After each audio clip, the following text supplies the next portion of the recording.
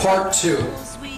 In this part, we're going to talk about the problem that our species collectively faces. George Orwell said that if liberty means anything at all, it means the right to tell people what they do not want to hear. And that may be exactly what I'll be getting into in this section. Things that are uncomfortable for us to hear. Philosopher Vernon Howard said that human sickness is so severe that few can bear to look at it, but those who do will become well. Soren Kierkegaard said, there are two ways to be fooled. One is to believe what isn't true. The other is to refuse to accept what is true. And it all really boils down to that right there. We suffer because we either believe in concepts and ideologies that simply aren't true and do not serve us, or we refuse to believe in that which is true, and therefore we suffer. Those are the two main reasons why all people suffer. The questions for this entire section of Part 2 are the following. What is the nature of this problem that we collectively face? Who or what is creating this problem? How is this problem manifested in the world? Is there an underlying agenda? And if so, what is it?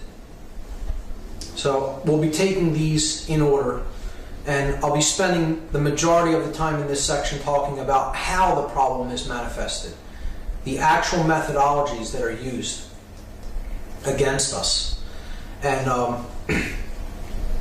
talk about what the problem is first. So this is, in one sentence, the main problem that humanity collectively faces.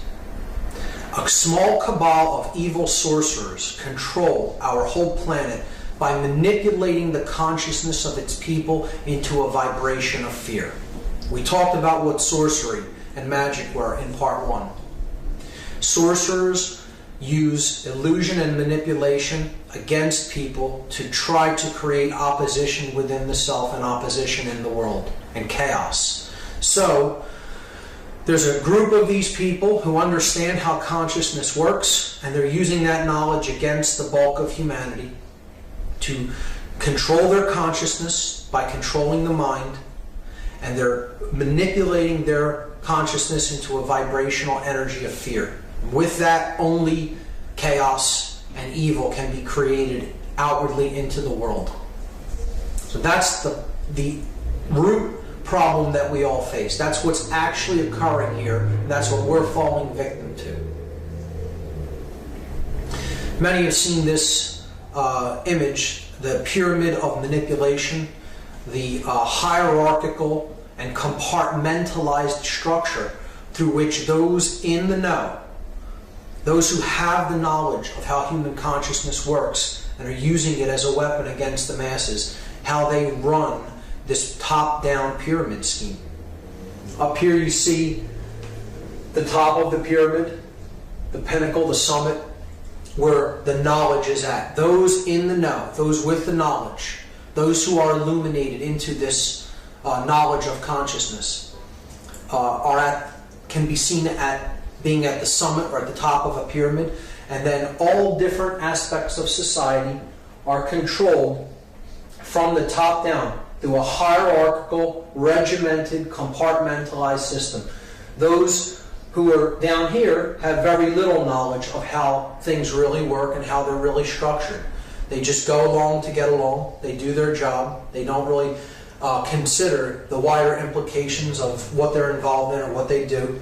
And yet, they're being used as pawns in a game, in a manipulation game, to actually create more and more compartmentalized and centralized control of everything and everyone. And you could look at this as simply a structure of knowledge. Knowledge is concentrated at higher and higher levels as you get closer to the top of this pyramid, and there is very little knowledge about how things really work down here. These are just puppets whose strings are being pulled to accomplish the goals and the agenda of those at higher levels of knowledge. These sorcerers of consciousness, as I'll call them, are occult practitioners. They use the knowledge and methodologies of occultism to accomplish their agenda. Now, the word occult is very misunderstood. I want to make it very clear that I am not speaking out against or condemning all types of occultism. Occultism is a body of knowledge that is not generally understood or known about. It is simply knowledge. It's a tool to be used by the practitioner. And what we need to understand is just because it's occult does not mean that it is evil. It is simply information about how consciousness works, about how we work. And it is known by some and not known by others. So as a tool, you could look at it like any other tool. For example, a hammer. You would not consider a hammer as good or evil. A hammer simply is a hammer. It is a tool. It is what the wielder of the tool does with it that makes it good or evil, that makes it being used for good or evil. So I could take a hammer and I could go out onto the street and strike the first person, bystander, on the street that I see and kill them, which would be a completely sadistic, evil act. That doesn't make the hammer evil. That makes my intent for wielding the hammer evil. I could take that same hammer and go and use it to build a shelter for a homeless individual, and I would have put an act of goodness forward into the world. So it isn't the tool itself, that's good or evil. It's the consciousness of the individual that is wielding the tool. And that's what the occult is. It is simply a tool. It is a body of knowledge. And when we get into the word, you look at the word occult, it comes from the same root as the word ocular, meaning related to the eye or related to vision. And that is exactly what the word occult means. The word occult simply means hidden. That which is hidden from sight, hidden from everyday availability or sight. We cannot perceive it because it is cloaked, it is veiled. That is what occult is. All occultism simply means hidden knowledge. Researcher Judith Moriarty made this statement: the greatest conspiracies are not actually hidden. They are just fragmented into different pieces like a puzzle right before our eyes. So this conspiracy that I'll be talking about, this global hegemony of control, this global manipulation scheme, is right in our face and we can't see it, most of us.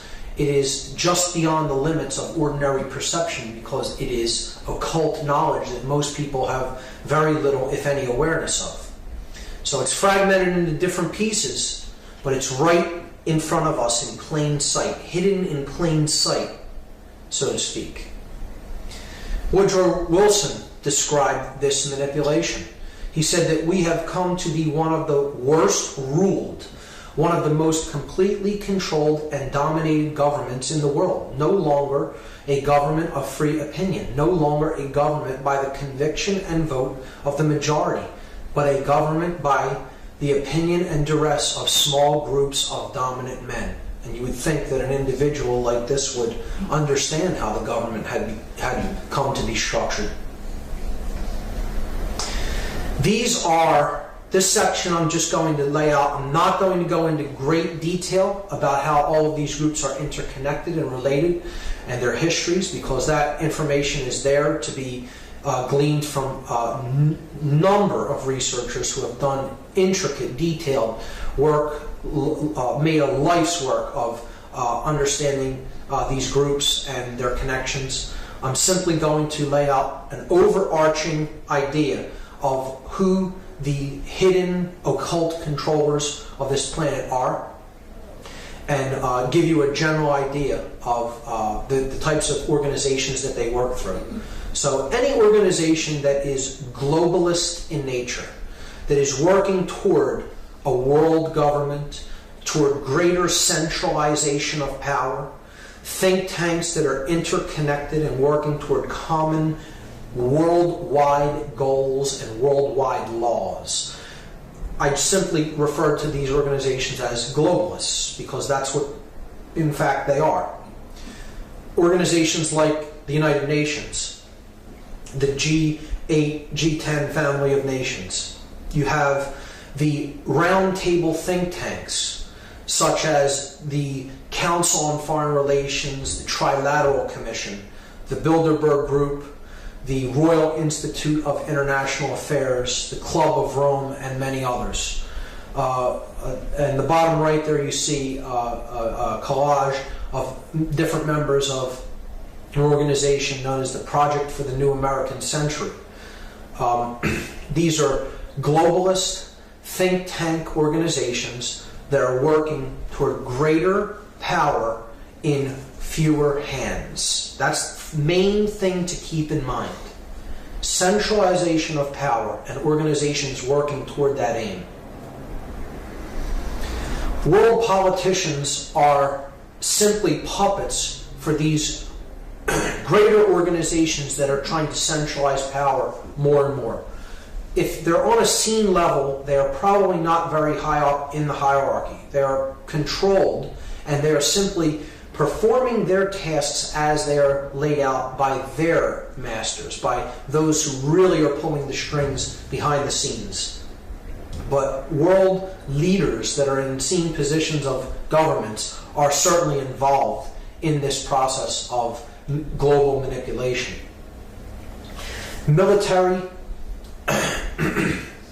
Military leaders, strategists, planners at high levels, very involved in this manipulation. Much higher up in this hierarchy and organizational structure are globalist bankers, such as the Rothschild banking dynasty, the Rockefellers, and many other financial institutions that are really calling the shots behind what we see playing out at governmental levels throughout the world. Royal family members of all nations, the royalty of England, Spain, the Netherlands, Saudi Arabia, and many other countries. So royalty is not simply figurehead. It is involved in these organizations. It does direct the agendas of these organizations, and it does have intricate interconnections with the banking dynasties that are really calling the shots behind what we see playing out at the scene level within governmental structure. Religious and New Age ideology leaders certainly play a role in this to cover the spiritual aspect of the deception. Media moguls that control the information that we are presented with. And again, it's not my intent here to go through all of the interconnectedness between these organizations, nor to present a all-encompassing tapestry of how they work. It's simply to give you an overview that this is the body of individuals, and these are the organizations that they work through. The research is out there and has been compiled by many researchers, and you could look into that for lifetimes if you so chose. Theodore Roosevelt made this statement: behind the ostensible government sits enthroned an invisible government, owing no allegiance and acknowledging no responsibility to the people. Former president making this statement. You would think, again, that someone like this has some knowledge of how things are really structured in the power centers of the world. And he's telling you right there, out in the open, that there is an invisible government that owes no allegiance to the people. Now, The body of knowledge that these sorcerers have available to them, where it is derived from, is what many researchers have called the mystery traditions. The mystery traditions of consciousness. Again, it is not to say that this body of knowledge in and of itself is evil. The sorcerers that are doing this work of manipulation, this great work to hypnotize and enslave humanity, they are the inheritors and the perverters of this body of knowledge. It is not theirs, it does not belong to them. They happen to come into contact with it through their, perhaps, bloodlines, their involvements, okay? And they are taking this awareness, this knowledge of how the human consciousness works and how it can be influenced, and they're using it for their own ego-identified worldview and benefit. So they're the inheritors of this knowledge, and they're the perverters of this knowledge. They're using it in a perverted, irresponsible fashion to serve their own egoic will.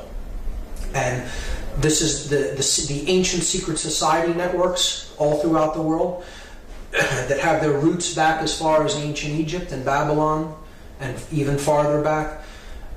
They had this body of knowledge. They continue in many ways to preserve this body of knowledge. Some of them for a positive purpose, some for a negative purpose. So it isn't any one given secret society that's orchestrating and controlling it all.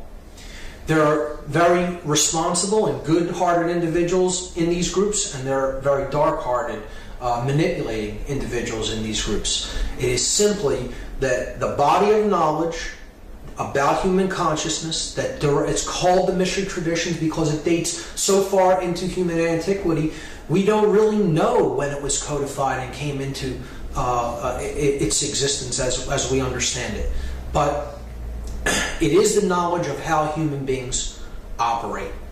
You know, our physiology, our emotional makeup, our psychology, etc. How the human psyche works. And that is who is really controlling the whole game from behind the scenes, are the people who have this information, have had it for thousands of years, and are using it in a completely perverted way to manipulate people for their own egoic benefit.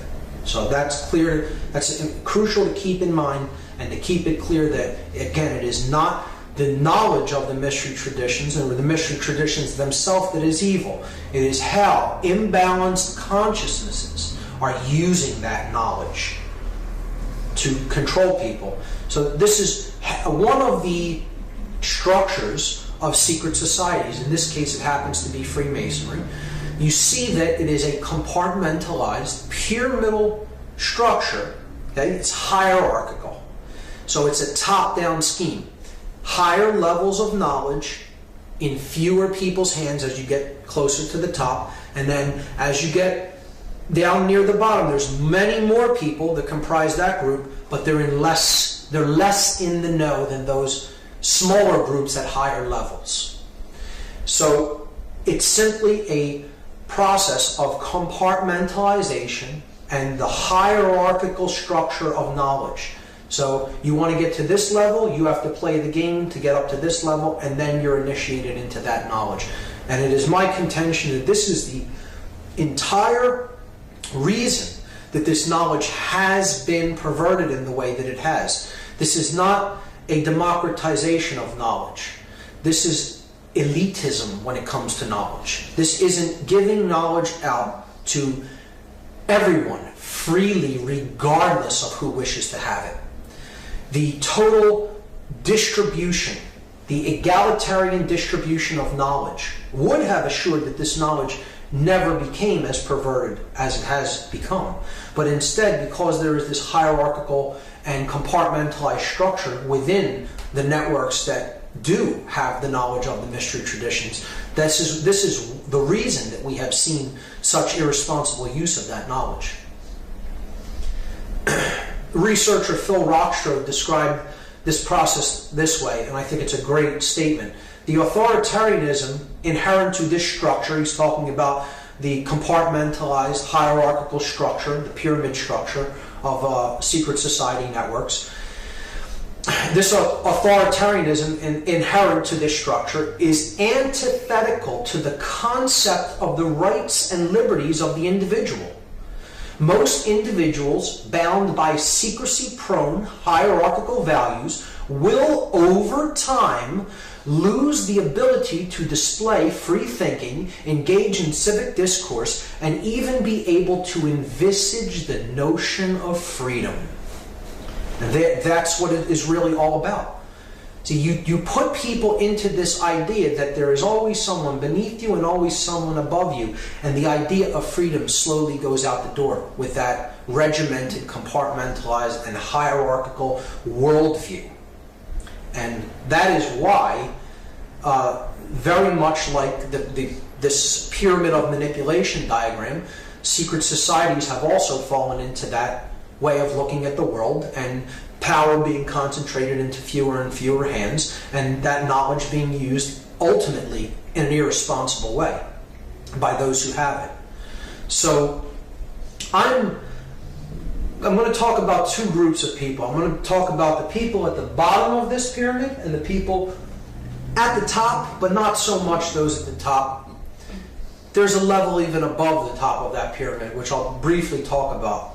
But I want to talk about the people at the bottom of this pyramid, those who really aren't in the know, those who really are suppressed by this manipulation that's at work. And the group that I perceive as being the most suppressed, the most damaged by this level of manipulation that is taking place. You would think it's just your average citizen, your average person, but it really isn't. There is a group that is even more manipulated, that is even more held in deep levels of unconsciousness and fear, and in being cut off from their true divine nature, being cut off from the ever-present and ever-flowing dynamic energy of consciousness and love. And these are the people who I would consider at the very, very bottom of this pyramid with the most weight pressing upon them. And it is the controllers of the world, the military and the police. These are the people who are the most victimized by this hierarchical structure of manipulation. Sadly, they're often the people who understand how this dynamic is at work in the world more than anybody else. They don't understand it more so than anyone else because their consciousness is in that shutdown of a mode. And because they're so ruled by the reptilian complex of the brain that they're in that fear vibration, they're in that confusion vibration, and they're just being given orders, they're just following orders to go out and control things in the external world because they've bought the big lie, and they've bought the lie that says that control is the answer, that you can create order from control. And we've already looked at that in part one. It's like trying to dry wet clothes by pouring more water on them, or trying to put out a fire by pouring more gasoline on it. You will never create the opposite polarity by adding the same polarity to the situation. So you can never create order by adding fear, confusion, and control to the mix. You can only create order by adding the love dynamic, love, dominion, or non-duality, and freedom is how order is created. I can't emphasize that enough. These are the people that are actually the most damaged by this system and the most manipulated. They actually have the brunt of the weight of the system upon them more than anyone else. And as such, they need the greatest amount of help and the greatest amount of emotional support and understanding in getting to a higher level of consciousness, which will be exceedingly difficult for these individuals, particularly if they do not wish to come out of their worldview, their negative worldview that is based on separation and control, and they have great attachment to being right, to that the world is the way they currently think that it is, even though it bears very little resemblance to reality in any way. It's quite unfortunate. So they actually need our help more than anybody else. Now, back to the top of the pyramid. Those who are really in the know, really calling the shots. Is there something even higher than that? And I'm really here today to tell you that, yes, there is.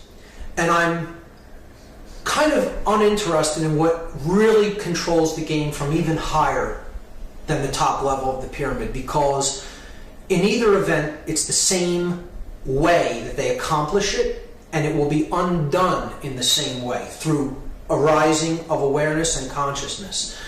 I'm here to tell you that the highest level of this pyramid is not the summit. There's always a hidden chamber built into any great pyramid. And the hidden chamber is where the shots of the game are really called from. Okay? And it is now known that there is one sorcerer that sits in the middle chamber, in the hidden chamber of this pyramid of manipulation. And this one sorcerer alone calls the entire shots of the entire game. They're holding all the keys to all the locks on all the doors. And there's a device now that you can look into, and you can discover who that one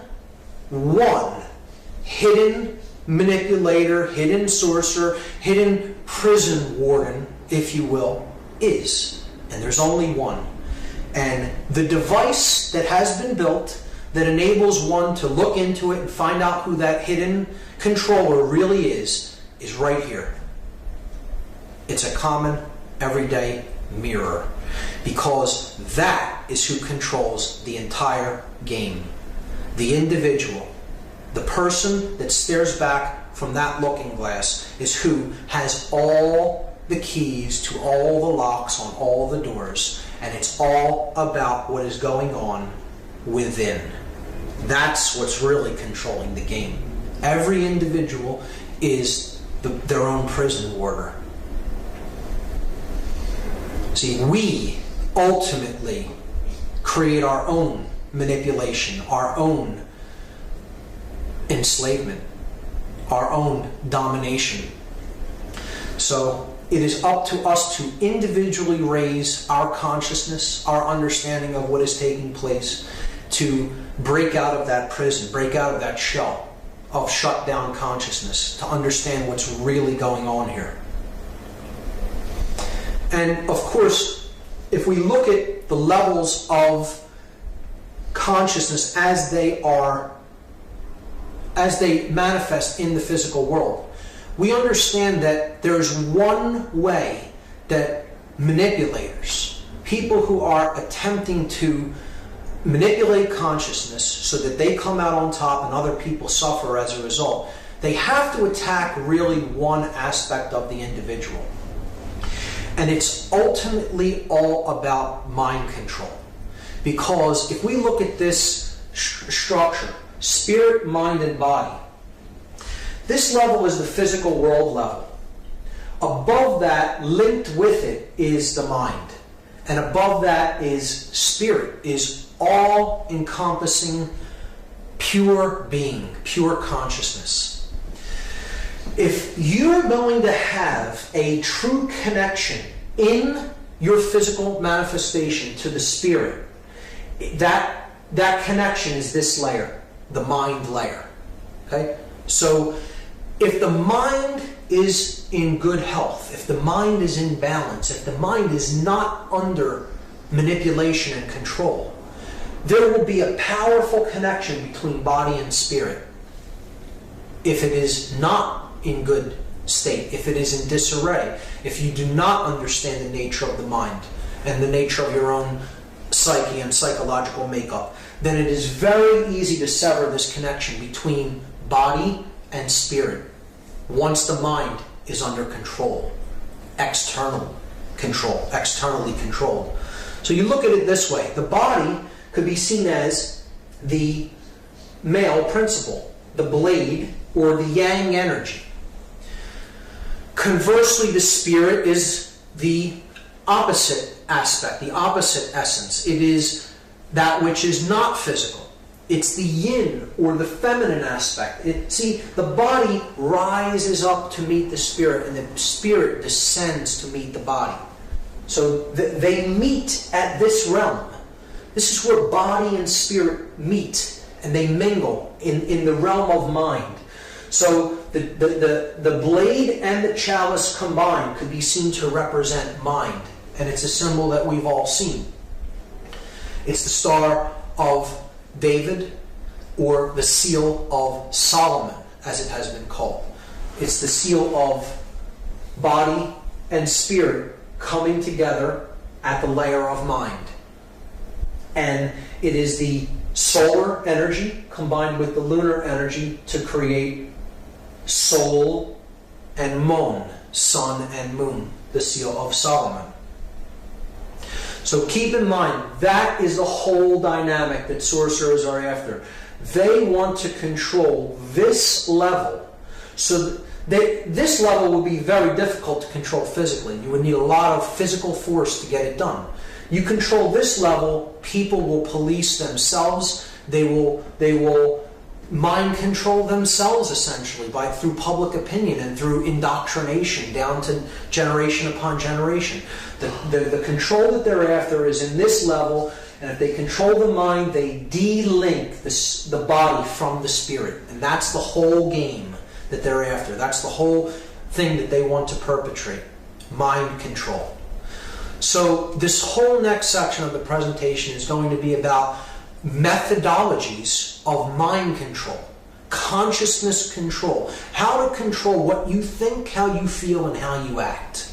Okay, the methods of manipulation that are employed against us, members of the human species, by people who have this occultic knowledge and use it for their own egoic benefit.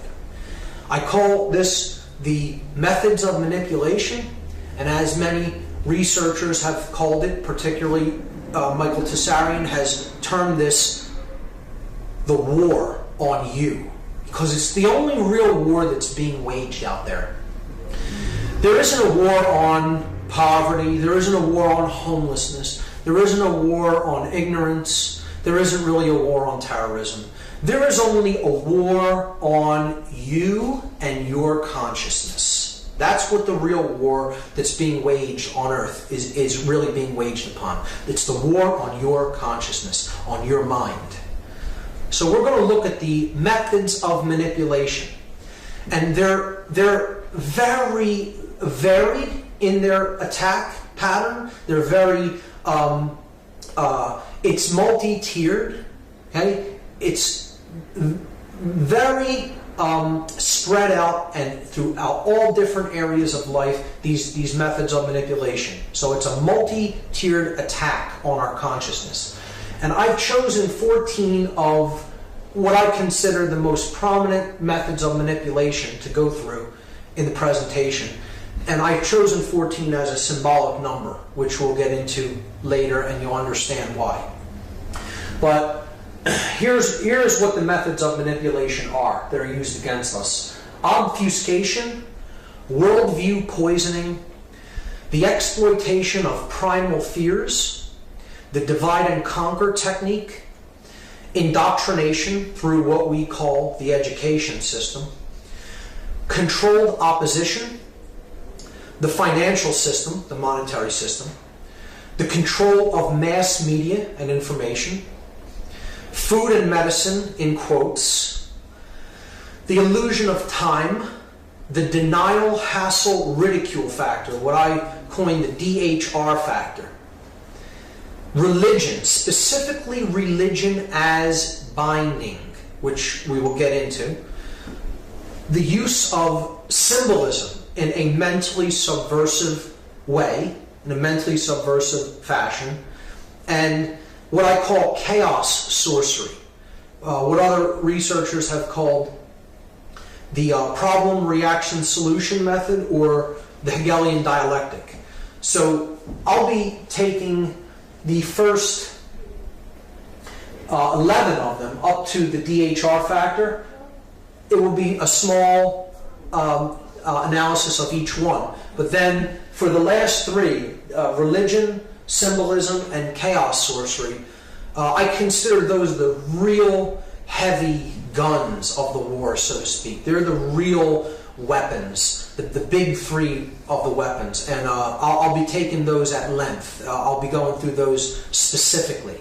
So that will take up the bulk of part 2. So I'll begin with obfuscation. This is the first method of manipulation that the mind control sorcerers use against the human population. So obfuscation kind of looks like this. You see an elaborate, ornate mask here. If you saw that coming at you, you might not be so worried about it. It seems like an ornamental style. This is how something has to be packaged to us. It has to look ornate. It has to look pretty. It has to be packaged and presented to us in a nice way. But if we really saw what lays underneath, if we really saw what was truly coming at us, which is this, we would want to go in the opposite direction. So see, it always has to wear a mask. It has to be sold to us as something other than what it really is, so that people think it's something else. That's what obfuscation really is. And I'm going to just briefly go over what are the things that are obfuscated. How do they use obfuscation to control us mentally? Well, the sorcerers want to obfuscate simplicity with complexity.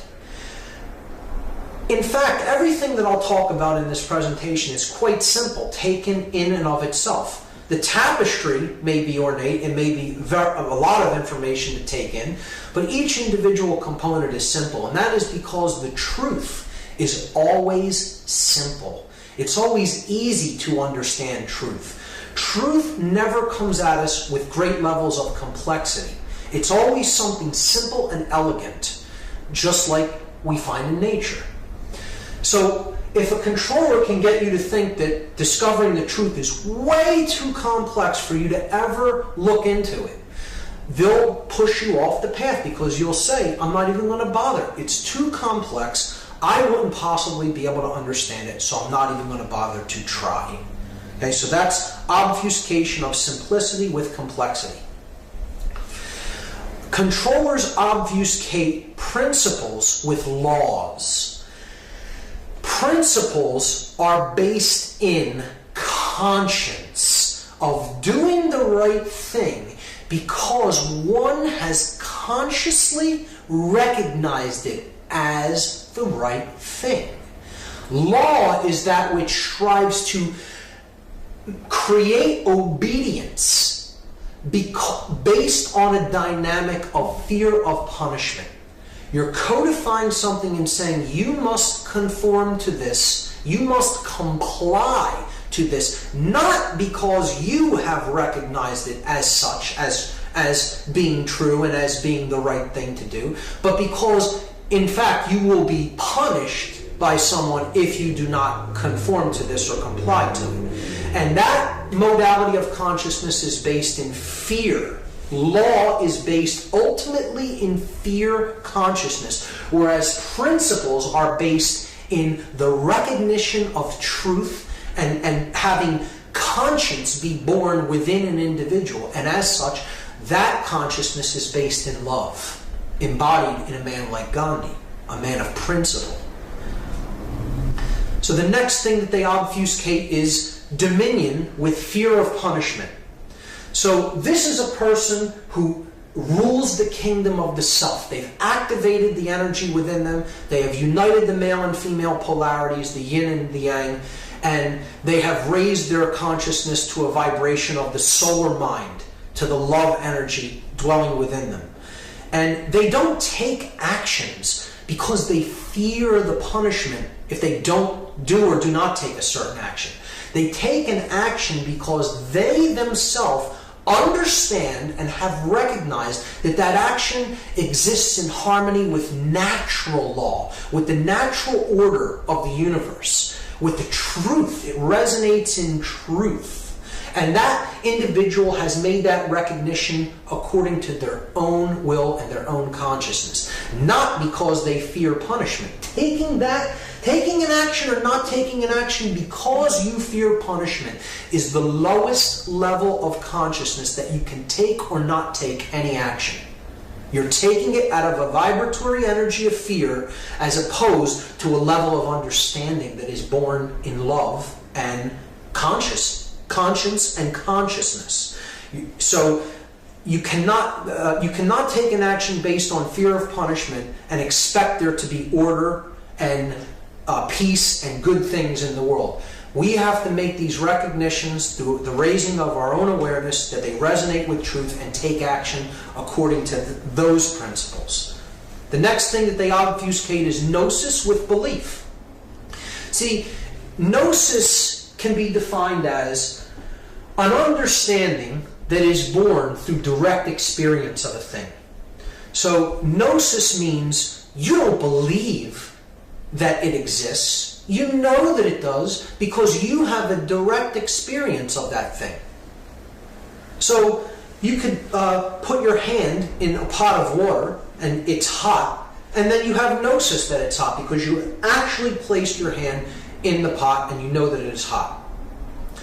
Someone else, if you said, okay, that's hot, they may believe you, they may have a belief about that, they don't really have gnosis of it until they directly access it or directly experience it. So that's what gnosis is. Gnosis is knowledge born of direct experience. Belief, which is what religions want you to have. They want you to simply believe something because it is told to you by someone that came before you, will put you into a modality of consciousness where you're not really thinking your own thoughts. You haven't really thought through why it is you may hold a particular belief or value. It is just something that you have acquired from someone else's understanding of the world. And that's why I say throughout this presentation, no one should believe anything that I'm saying throughout this whole presentation. It should resonate with you as truth because you looked into these things on your own and determined that they are true or not true. And then live your life in harmony and in according to your understanding of that. Not because you believe what I'm saying. I'm not asking for anyone's belief. If I was asking for anyone's belief, I would be no better than any other religious leader. So I'm looking to inspire gnosis within a person. That you look into things on your own and come to your conclusions about them because you yourself have studied and considered them and know how they work. Individuality is obfuscated with culture. And this is a big one because all the value within us is carried in the individual. The individual is of ultimate value. And again, an individual is unique, a unique expression of consciousness. And culture, as the late Terence McKenna, one of my greatest mentors and teachers, said, culture is not your friend, folks. He was very fond of saying, you know, it's that which controls you. It's a cult, so to speak. So culture is trying to make everyone conform to its value system and its ideology about what is true and what is right. And oftentimes that's not really in harmony with the truth, with natural law, with how things really operate in the world. It's simply that way because people who came before us made it that way. And we're just going along with it. We don't know whether it's actually right or getting anything really of great value and something that can lead to our actual fulfillment out of it. We're just going along with it because others before us did it, and we're expected to take up that mantle and do the same thing in culture. So it's a self-perpetuating, institutionalized belief system. It's an institutional paradigm, a way of looking at the world. And that's what they try to tell you your individual identity is. It's a member of culture. Well, that isn't what your individual identity is. The true identity of the self is pure consciousness experiencing itself in a multitude of forms, and that's where the greatest value lies, within the individual, not within a culture. They obfuscate openly, truth with lies. This is very simple. They'll just tell you black is white, white is black, and it's this way because we said so, because we're the arbiters of truth, and we will tell you what is right and what is wrong. We'll make it up as we go along, depending on our objectives and our aims and our goals. So the truth is what we say it is. It's not something that's out there. It's just all relative, moral relativism again. The truth is what I say it is, because that's what's good for me. Well, that isn't really what truth is. Truth is actually independent of the individual, and we need to use our perceptions to get into harmony with it. The truth actually exists independent of what we think or feel about it. So that's another method of obfuscation, and this is how moral relativism works. Obfuscate the truth with lies. Obfuscate good with evil. Get everybody believing that they can they'll continue to do things that really aren't good for them, but they'll end up getting something good out of it. This is the hamster in wheels syndrome. I'll keep doing this and getting one result, but expect to get another result, which I can never get by doing this, but I'll continue to run around in the wheel anyway. See, they want you to believe that you can get that which is good by really doing things that are harmful ultimately, and are not in harmony with nature, in harmony with natural law, in harmony with the truth. So people are really living this here. They're living that which is going to get them that, and they think it's going to get them this. And it'll never work that way. And that's what attachment is all about. Attachment to doing things one way, thinking a certain way, and you expect that somehow magically, even though it's never gotten you what you want, it's going to suddenly get you what you want one day. And unfortunately, it doesn't work that way. The next method of manipulation is worldview poisoning, as we talked about a bit in part 1. Worldview poisoning is through constant application of repeating certain phrases, repeating certain concepts, and putting ideas into people's minds, you get people to look at human nature in a certain way, as damaged, as fundamentally flawed. Even upon coming into the world, we're born in an evil state, we're born in a damaged state, in an impure state. And that isn't really what human nature is. We have to see this for what it is, a method of worldview poisoning. We don't come in evil, we are conditioned through those who have come before us and through the bad information that we take in and accept as truth. That's how we become flawed in our ways of looking at the world and of being in the world. This is what human nature really looks like. It is fundamentally good. It is fundamentally nurturing and protecting, and wants to help raise ourselves and other beings to higher levels of awareness. Another way that the worldview is attacked is by getting people to identify their value with a number or a group of possessions. So this has to do with how we view mentally our value as an individual. Do we look at ourselves as how much money we make, how much money we have in the bank, what kind of car we drive, what kind of clothes we wear, what kind of house we live in, Or do we recognize that no value can be placed upon the individual because the individual is of infinite value? And the individual is an expression of infinite consciousness having an experience in the physical world. And if we look at that as our value, then we can't be brainwashed, we can't be mind controlled, because we'll recognize the spiritual nature of ourselves in others that we're around. In other words, that which is divine in me recognizes that which is divine in you, as encapsulated in the phrase namaste, or by the Mayan, in la ketch. I am another you, you are another me, because this is our true value. The controllers want people to think, to mentally believe that there is no such thing as change, that there is a static state. It has always been this way, it is this way now, and it will always be this way, and this is simply untrue. This is another method of worldview poisoning, another methodology to control consciousness.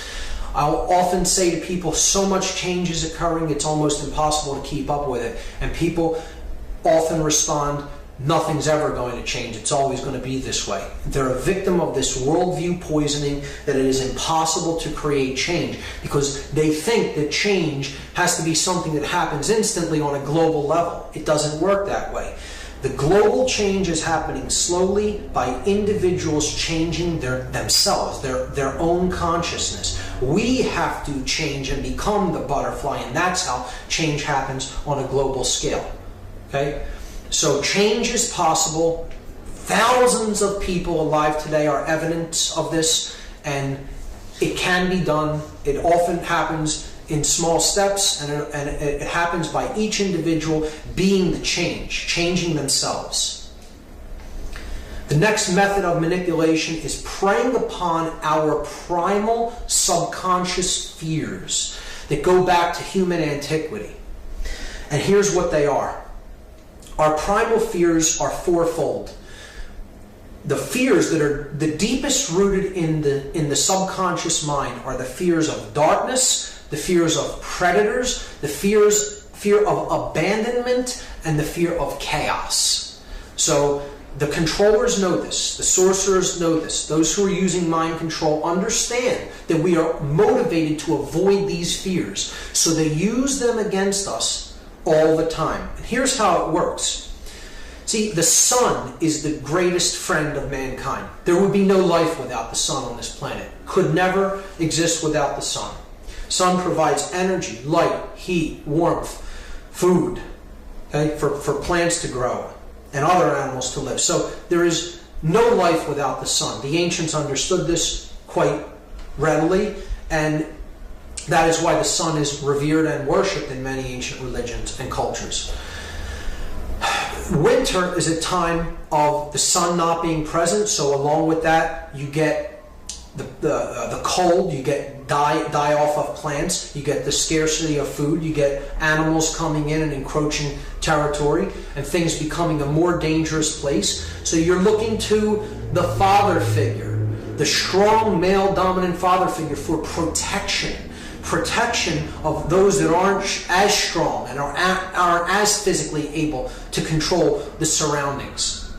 So when the sun is going down and not present, or is absent for a long time, as in winter, the main source of protection is the male dominant father figure of the tribe or the culture, because he is the one that will protect the tribe, protect the family from these guys, the predators. That ties in with the other primal fear. So you have the fear of darkness tied in with the fear of predators.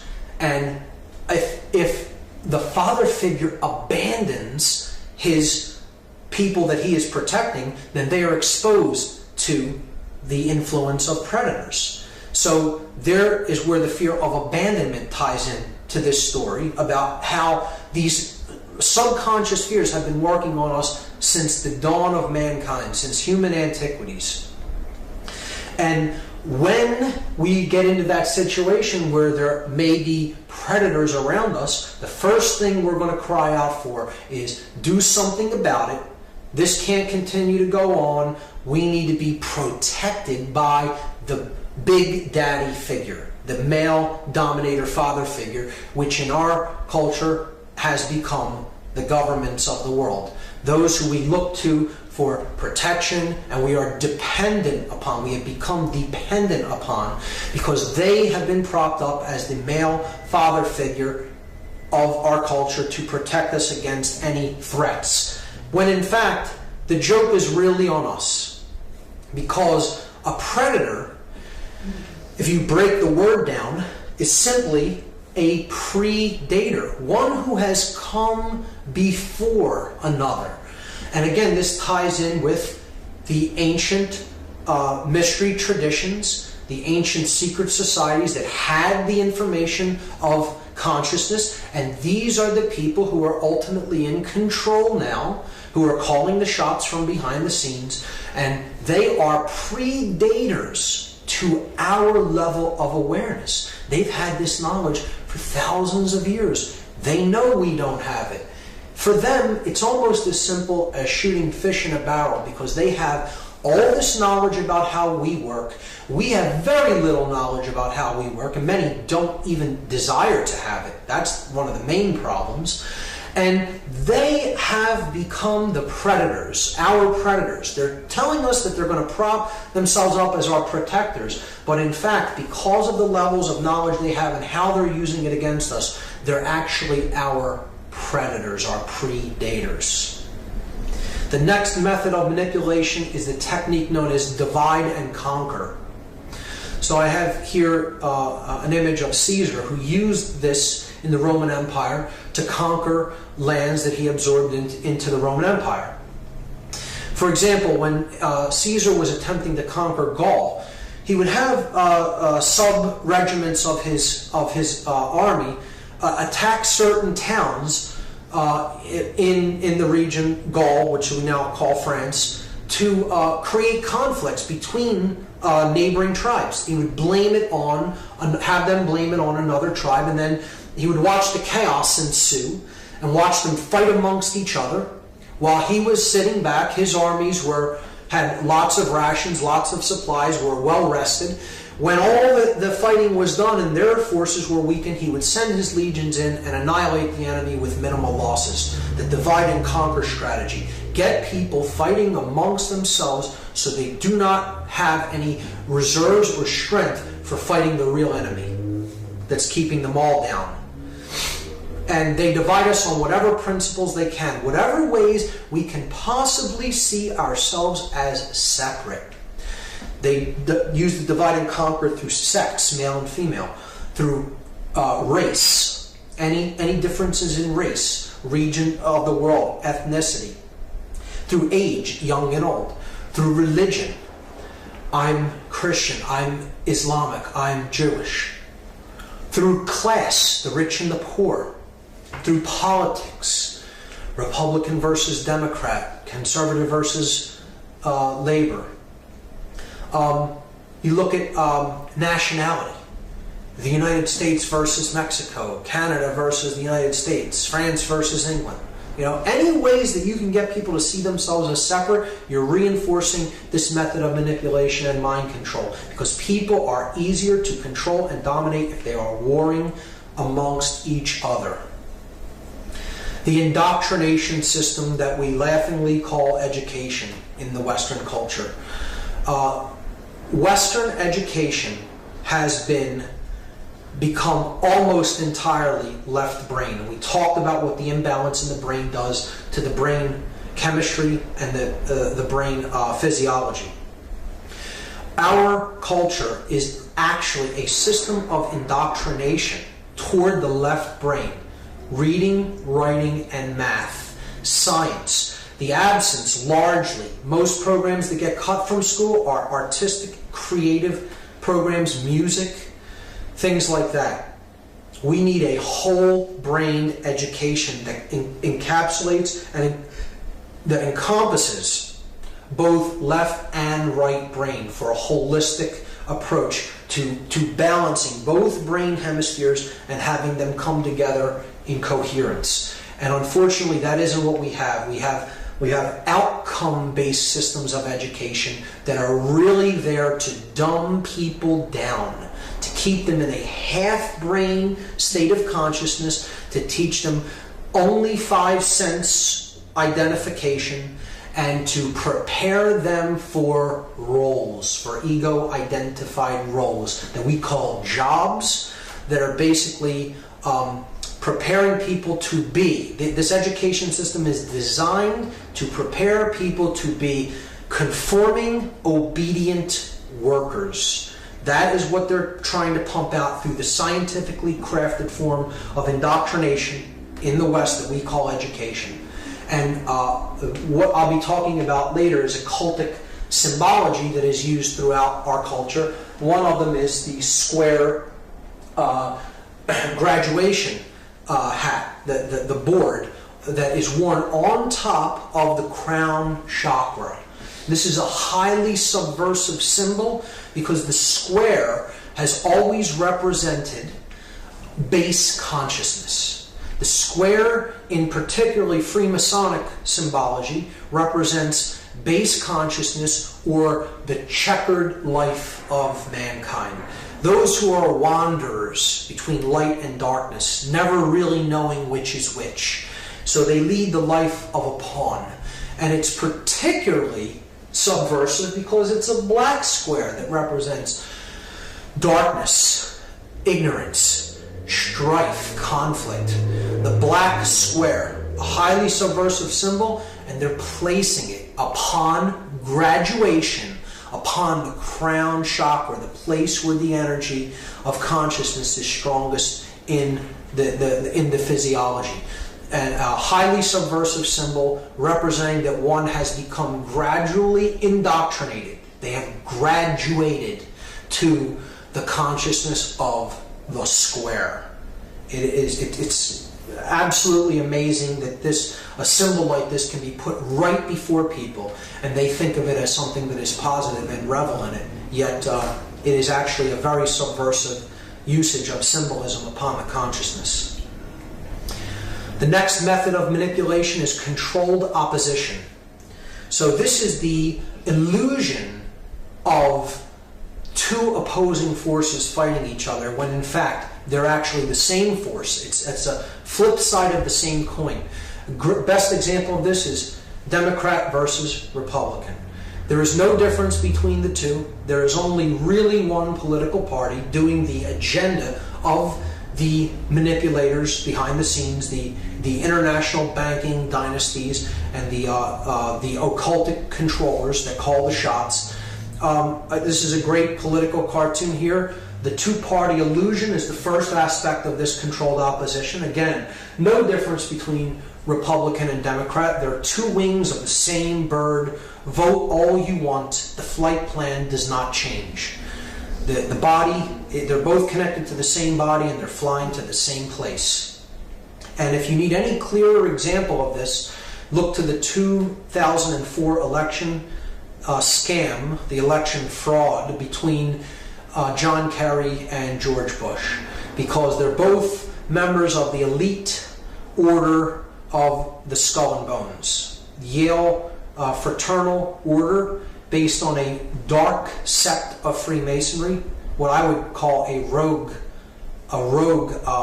lodge, and it is the order of death. It is that which worships the force that brings chaos, because they are the chaos magicians. They are the chaos sorcerers. They are bred to be these left brain dominant controllers and manipulators that use occultic ideologies against people to manipulate them. And these two men are both orders of members of the same fraternal brotherhood of Yale University, the Skull and Bones. A bit about the symbology of the skull and the bones. The skull is where thought takes place. The bones, the crossbones, are what we use to perform action. But you'll notice that there is a lost mode of consciousness here. There is thought and action, but no emotion. The sacred feminine is removed from the equation because the sorcerers of consciousness are those who use their intelligence and their will to act, but have no emotion. So they are the skull and the bones. They don't care about the consequences of their actions in the external world and what their actions do to others. They're only using their egoic will, the bones, and their cleverness, the left brain consciousness, the left brain aspect of human thought with no connection to the wisdom or the nurturing or the intuition of the right brain to do whatever they want to do their egoic will. The flip side of this controlled opposition is the New Age movement. And this may somewhat upset some people who are into New Age ideologies. I don't think all New Age movement ideologies are bad or negative or shouldn't be looked into. I certainly think they should be looked into. I think meditating in the proper context is a great form of experiencing pure awareness. However, I think that the New Age movement is largely co-opted, and it is being used as something to get people never to look at the negative. To say, don't look at that. That's negative. You're being negative by saying that people are being manipulated. Speak no evil, see no evil, hear no evil. And that ideology isn't going to get you anywhere. That's not going to get you closer to the understanding of why things are the way they are. That's an ostrich with his head in the sand syndrome, as far as I'm concerned. So the New Age movement can imbalance people toward the right brain if they're not careful, and they keep going into these ideologies that says there's no such thing as anything negative. Don't look into any of the negative. It really isn't going to get us anywhere in understanding why things are the way that they are and how they got that way. We need to confront the negative, not be totally absorbed by it or to completely get lost in it, but we need to look into it, confront the dark recesses of the psyche and the origins of the human ego and the human attachment to the physical world, to understand why evil has come into manifestation to the extent that it has in our world. If we're really going to solve these problems, we have to go into those levels of the deep, dark recesses of the subconscious and confront the shadow there where it lives, if we're going to come out of it and be reborn in wisdom and understanding. So that is controlled opposition. The next method of manipulation is one of the biggest, and it's one of the hardest to transcend and rise above because of how ingrained the belief in the financial system is in our world. So the financial system is basically a system of enslavement, and it is based on the principles of fiat currency and debt, which we will talk about. One of the originators of the Rothschild banking dynasty, Meyer Rothschild, made this statement: "Permit me to issue and control the money of a nation, and I care not who makes its laws." Because he knew that all you really had to do to take control of the direction of a nation is to control how its monetary system works and control the way that the money is printed, the interest rates, to charge interest on it, and to control the amount of money in circulation. And what we have in effect today as our monetary system is a system of fiat currency. Fiat is a Latin word which means "so be it," let it be.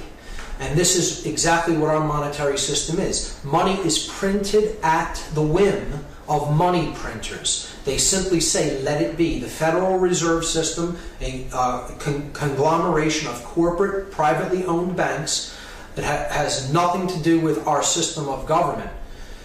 It is wholly privately owned and operated, and it essentially controls our government, our lawmaking body, and our lawmaking decisions in Congress.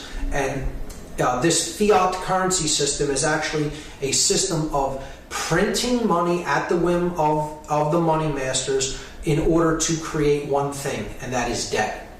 Our money system is essentially nothing but debt, because every dollar that is printed carries debt with it. The amount of money in circulation never equals the amount of debt that is owed.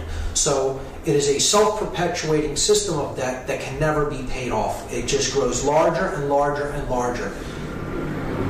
Thomas Jefferson warned against this type of a monetary system. He said that banking institutions are more dangerous to our liberties than standing armies. If the American people ever allow private banks to control the issue of their currency, the banks and corporations that will grow up around the banks will deprive the people of all property until their children wake up homeless on the continent their fathers occupied. He understood it perfectly. He warned us against this practice of fiat currency and giving too much power and sovereignty to corporate banking institutions.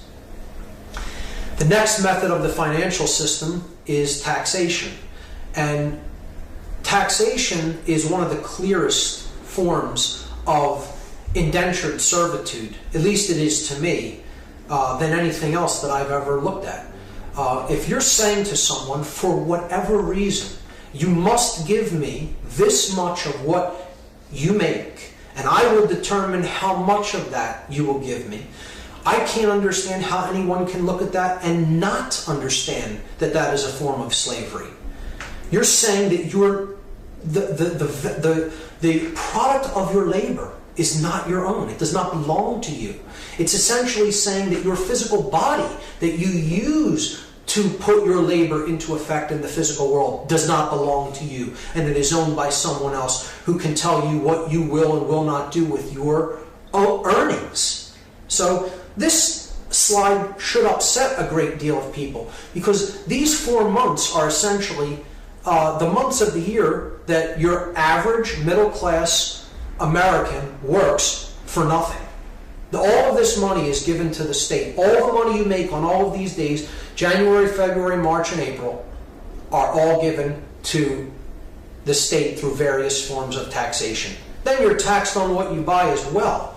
But the average citizen, 1/3 of their earnings are given over in taxation. And we actually still think that we are a free people. So manufactured lack is the next example of how we are controlled through the financial system. And third world nations that are controlled by these banking dynasties, they get into these situations not because they don't have the resources to feed and clothe their people. It is because their leaders have gotten into debt contracts with foreign banking institutions, and then when they squander those loans for, they go to countries that they know that they can manipulate their leaders. When those loans are squandered and they really can't pay back the interest or even the principal on those loans, they come in and say, well, we'll forgive some of this debt if you let us use your land for certain things that we want to build and ship out. And they get into shipping, growing cash crops on their land and shipping them out, exporting them to then buy and import goods into their country that really they don't really need from other countries that they could grow on their own land. And they're exporting their main resources that could be used, those resources could be used to feed and clothe their people. And that's how lack and third world debt actually works. There's many documentaries about this that you could check into, but the world has enough resources to feed and clothe every single living being on this planet, many times over. And the idea that these nations could not feed their own people is ludicrous. The reason that this is happening is because they are extremely put under hardship of debt to international banking institutions like the IMF and the World Bank. The other aspect of the financial system that really goes to work on our consciousness is that people come to be seen and to see themselves as human resources, not as individuals, but as a resource to be used as the corporate structure wants to use us. To look at human beings as simply a resource is to devalue their individuality and their uniqueness and have people see themselves as a thing, as something that isn't really actually human, as an object. See, they want us to see ourselves as simply worker drones. You're just a drone that can be replaced at any given time, and someone else can step in and do that task.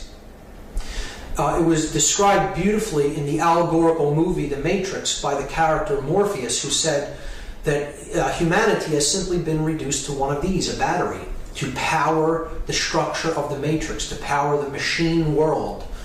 And that is what we are when we see ourselves and we allow ourselves to be seen as human resources. Ultimately, the financial system boils down to one word: slavery.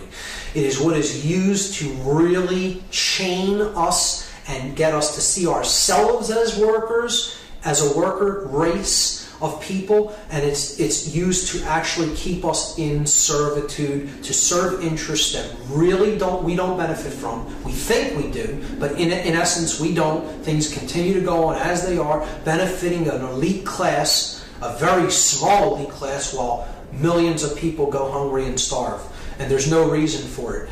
The financial system is slavery as long as a differential profit motive monetary system is in existence.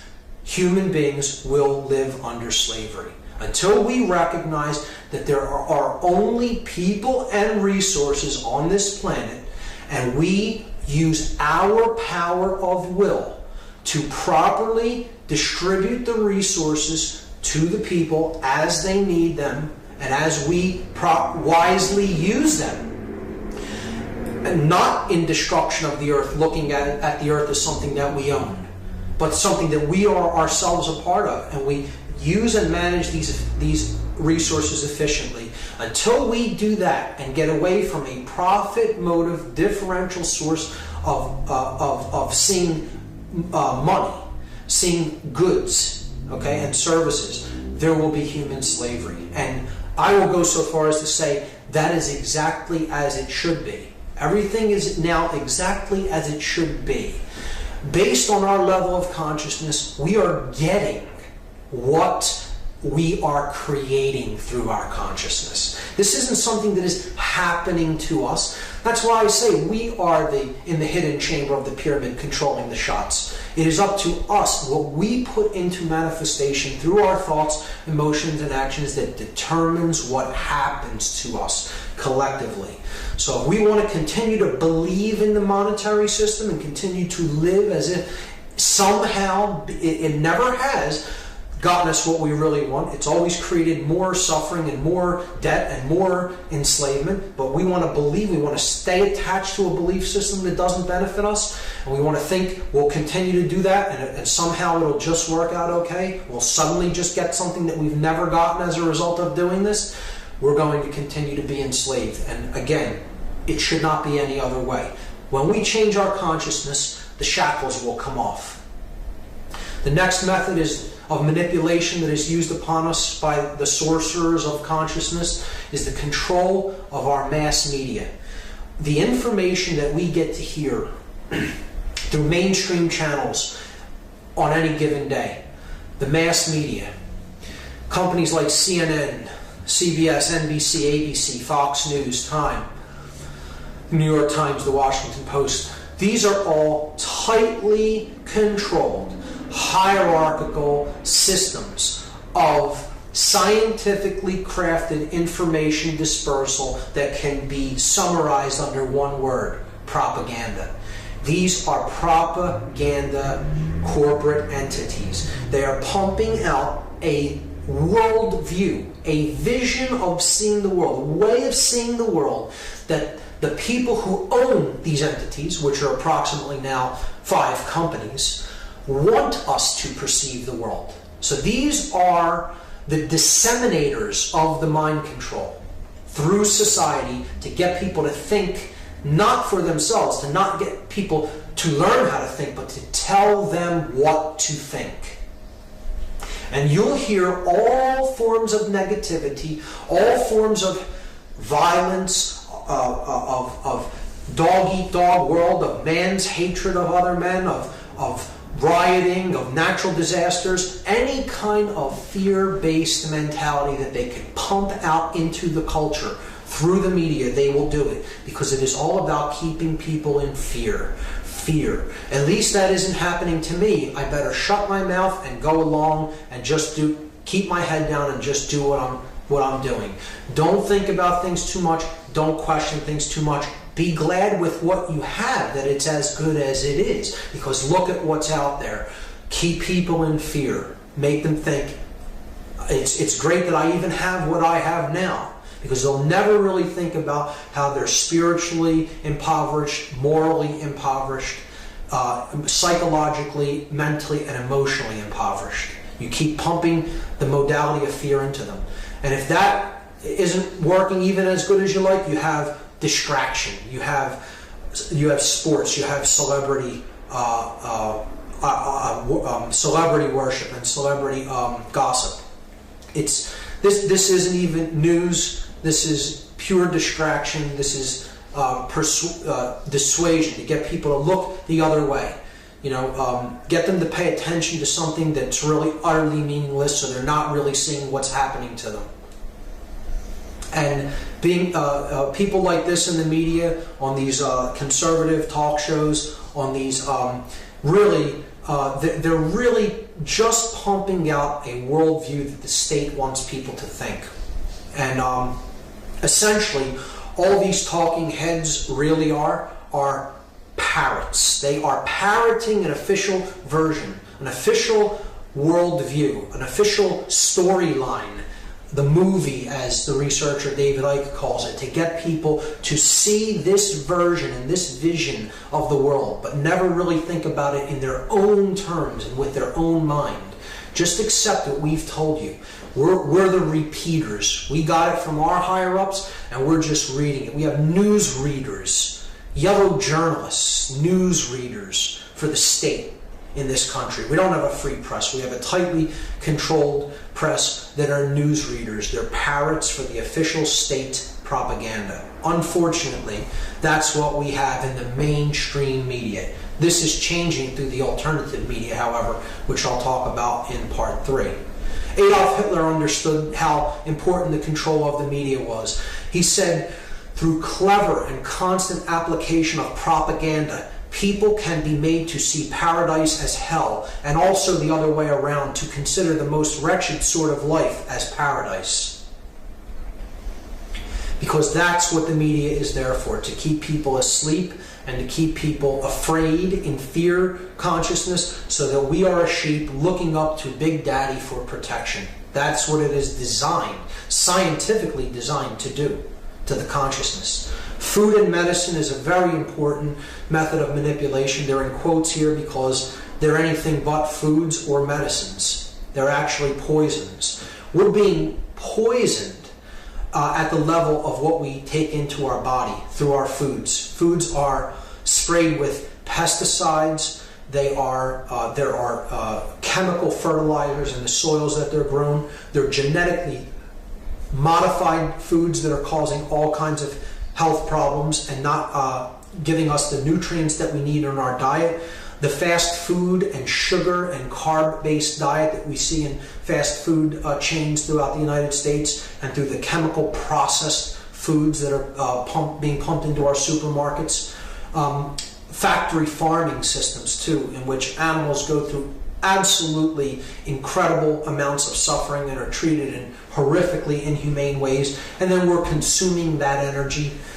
So many different aspects of food. What's coming up with Codex Alimentarius to make nutritional supplements, drugs, and then more tightly control them.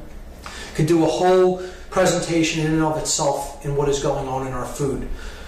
But the flip side of all the negative things that are taking place, what is being pumped into us through the Western diet, is the unnecessary application of medications and surgery. The Western medical view of the world, that the body is simply a machine, is a horribly left-brained approach to holistic wellness, to health. And they want us to see ourselves as needing their solutions for well-being, like drugs, like pharmaceuticals. Pharmaceuticals aren't what create health. Health is created on a number of different levels through how we think, what we put into our body, what we pay attention to, how we react to stressful situations. It is not created by pharmaceuticals. These are treatment of the symptoms, not addressing the root causes of dis-ease. So the medical community simply wants to keep this going by selling us unnecessary drugs and surgery, because that is their product. They are in operation as long as they are selling us drugs and surgery. Most individuals in these jobs don't really, down deep, want to create wellness. They want people, at the highest levels, they want people sick. It's knowingly put into effect.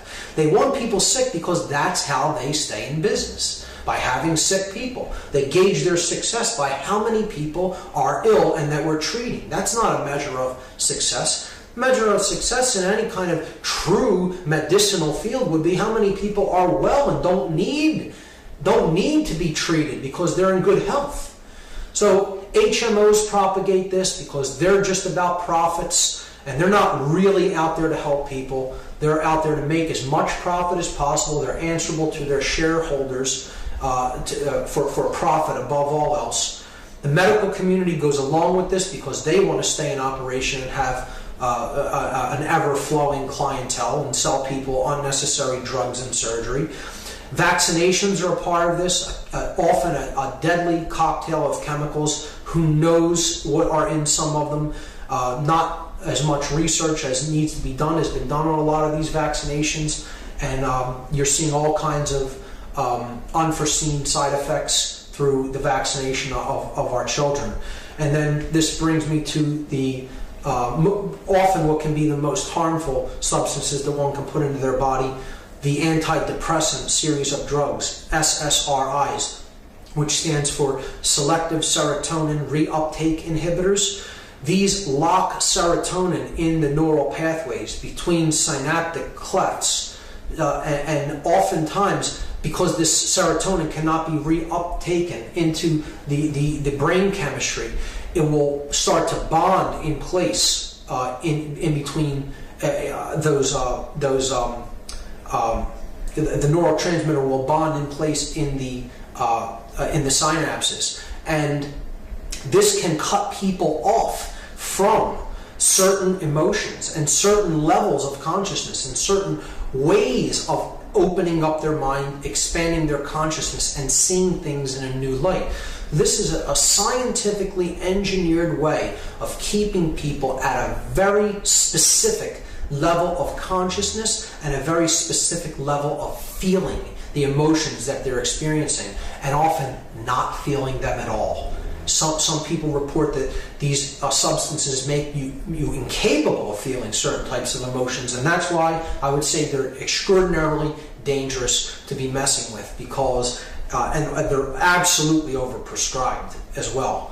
But they're dangerous to be taking and messing with, because anything that really permanently affects serotonin levels I would view as a dangerous compound to put into the body. We are meant to feel certain emotions because our emotions are our compass for our moral direction in life. You start to play the numbing out of emotions game, and you're heading on a very slippery path into robot consciousness, let's put it that way.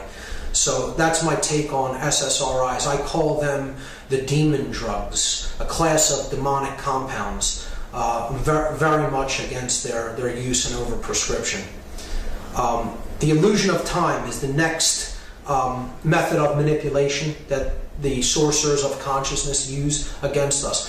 This is kind of a conceptual one. It's a heady one. You have to visualize this aspect.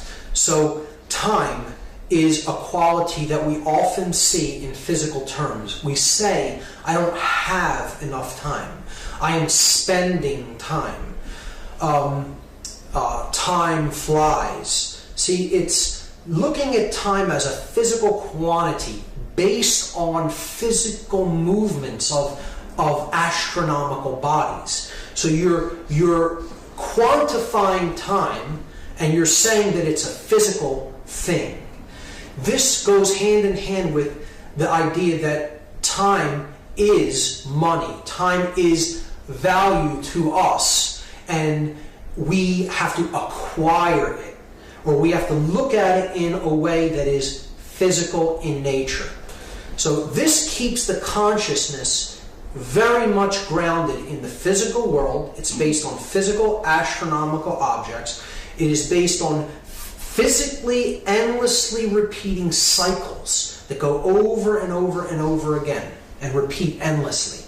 So it's a negative worldview way to conceptualize the notion of time. This is a great depiction of what I look at as present moment awareness, or the idea that time is actually an illusion. Because if you can get somebody time identified, they'll not take the time to look into certain events. They're wound up in the events that go on in their life, and it's an endlessly repeating cycle of events over and over and over again. Nobody dissuading from, going off of the usual path of what they do on a daily basis, and they're locked in an endlessly repeating cycle. This is a depiction of the Gnostic crucifixion, where it's a symbol. This is a symbol about time, in effect. If you look at Jesus as the Savior, the light of the world, the one who is the Redeemer of consciousness, okay? Not saying that I necessarily believe in the man Jesus in that realm. We're looking at this as a symbol. He is crucified at Golgotha, a Greek word which means the place of the skull. So the light of the world, the awakened consciousness, the Savior of the world, our consciousness that is born in the prefrontal neocortex of the brain, that the third eye, so to speak, the light, right, is crucified. He's put to death at the place of the skull. This means that the light of the world can be put to death in the mind through psychologically being identified with time. So psychological time is represented by the two thieves that the light of the world is crucified among. This is the thief of the past. He robs from the present moment awareness. What is happening now? What we're experiencing now at this moment. The present moment. The gift moment. This thief is the future. He also robs from the present moment. So if you can keep people's consciousness identified with time, they are always either in regret over the past or in anxiety over the future. They're never really rooted or grounded in the present moment, the gift of consciousness, the light of the world, understanding what's going on within you now and around you at any given time. True present moment awareness. We'll talk about that more in part 3. The last method of manipulation before I get to the big 3 is the denial, hassle, and ridicule factor. So this is threefold. The first one is denial. Again, the ostrich with his head in the sand. Don't look at these things. They're all negative. Why would you bother spending your time analyzing the negativity that's going on? Well, because if you don't understand the problem, you're not going to make an accurate diagnosis. You need to look at the negative so you can make a diagnosis. Dia in Latin means, or in Greek means through, and gnosis means knowledge. A diagnosis happens through knowledge. And if it means looking at the negative, what's the underlying cause of the symptom you're experiencing, you need to do it. You cannot continue to exist in denial that these things are taking place. This is a serious psychological condition known as cognitive dissonance. It's simply seeing with your own eyes the negativity that's going on in the world and yet still saying it isn't that way. No, I deny that it is that way. It isn't how I see it happening before my own eyes, but I still choose to believe that it isn't so. That's cognitive dissonance. That's serious. It's a serious psychological condition of denial. Hassle is the second factor of the DHR factor, denial, hassle, ridicule. I don't want to start speaking out against this stuff because I'm afraid of all the hassle that I'll have to go through by people who don't want to hear this message. It may even be the truth, but I'm not going to bother speaking it because I'll have to go through too much hassle and endure too many unpleasantries. Well, that also won't get you any change. That will also keep you controlled. It will keep you actually enslaved. You will not really make any changes for the better in your life and actually work toward true freedom and true peace, prosperity, or order if you stay in the modality of the hassle-free zone. And the third, of course, is ridicule. I don't want to talk about these things because not many people know about them or understand them, so I'll be seen as the guy in the tinfoil hat, the weird guy who, talks about strange things that people can't really understand or comprehend and don't know about or want to know about, so I'll just shut my mouth and not say anything. And this is another way that we police ourselves. These methods are how the sheep become the sheepdog and police themselves. Denial, hassle, ridicule. We fall prey to these. We're not really working toward true change. We're not really working toward true freedom. So now I'll start to discuss the big three heavy guns of manipulation. And the last part of this part one, part A of the problem, part two, okay, is religion.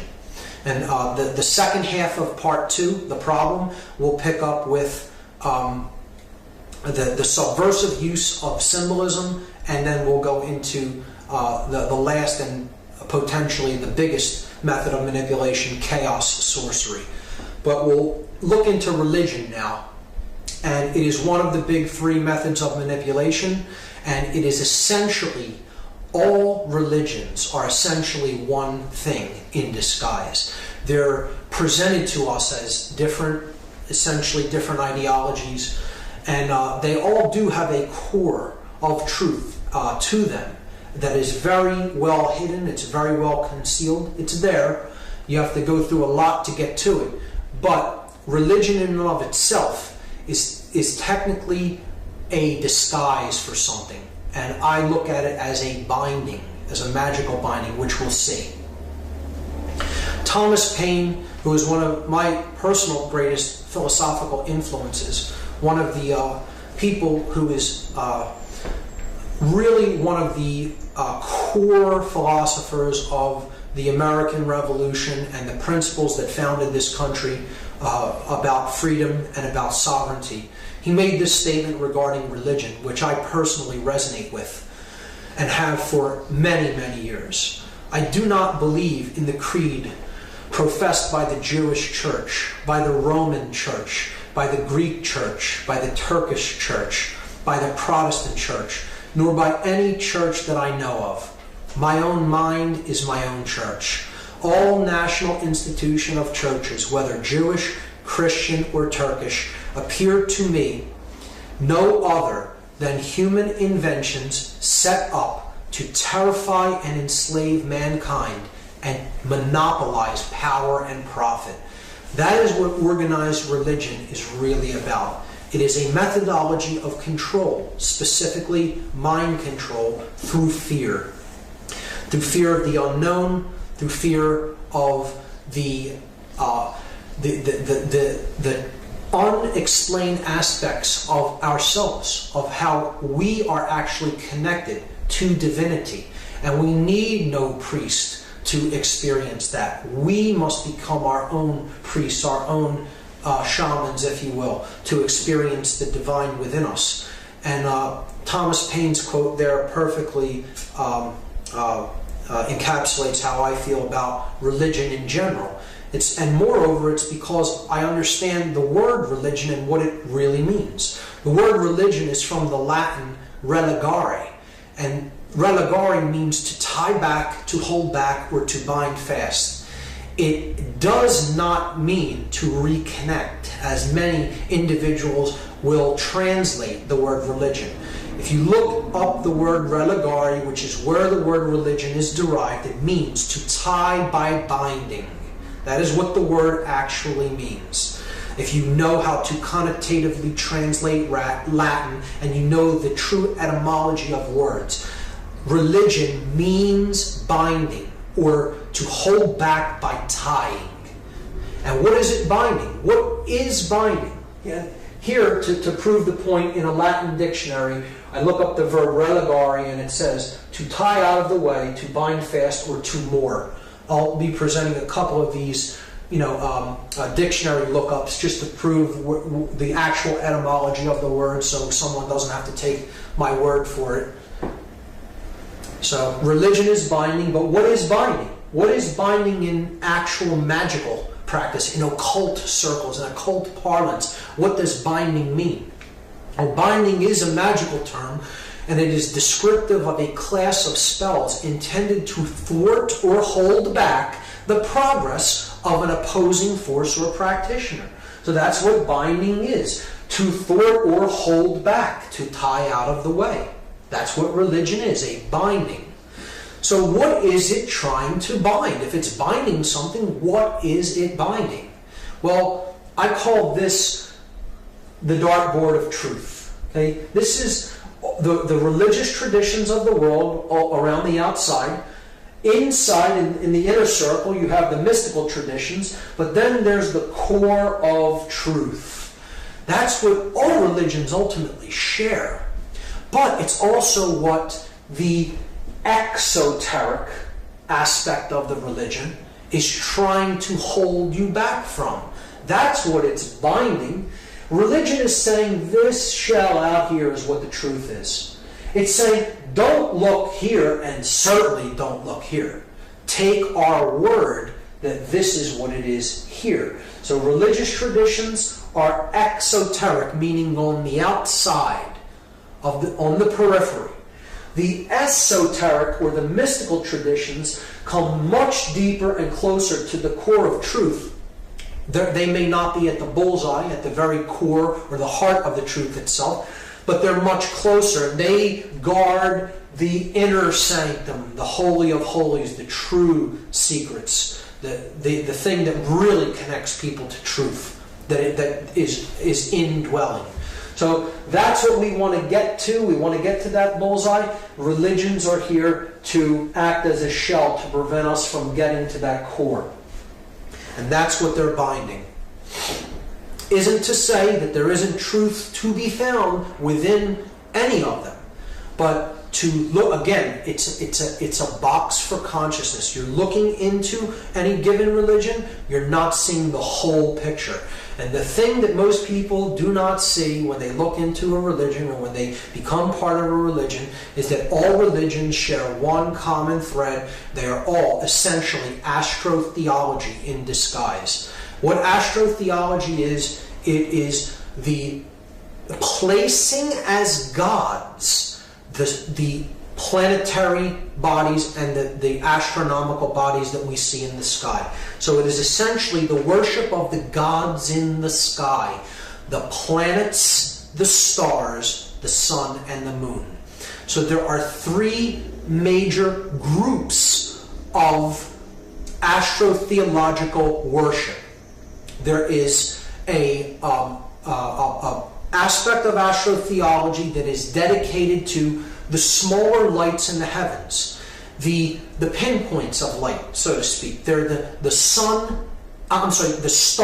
and the planets. Okay, so the small lights of the heavens are the stars and planets, all the little pinpoints of light that we see in the night sky.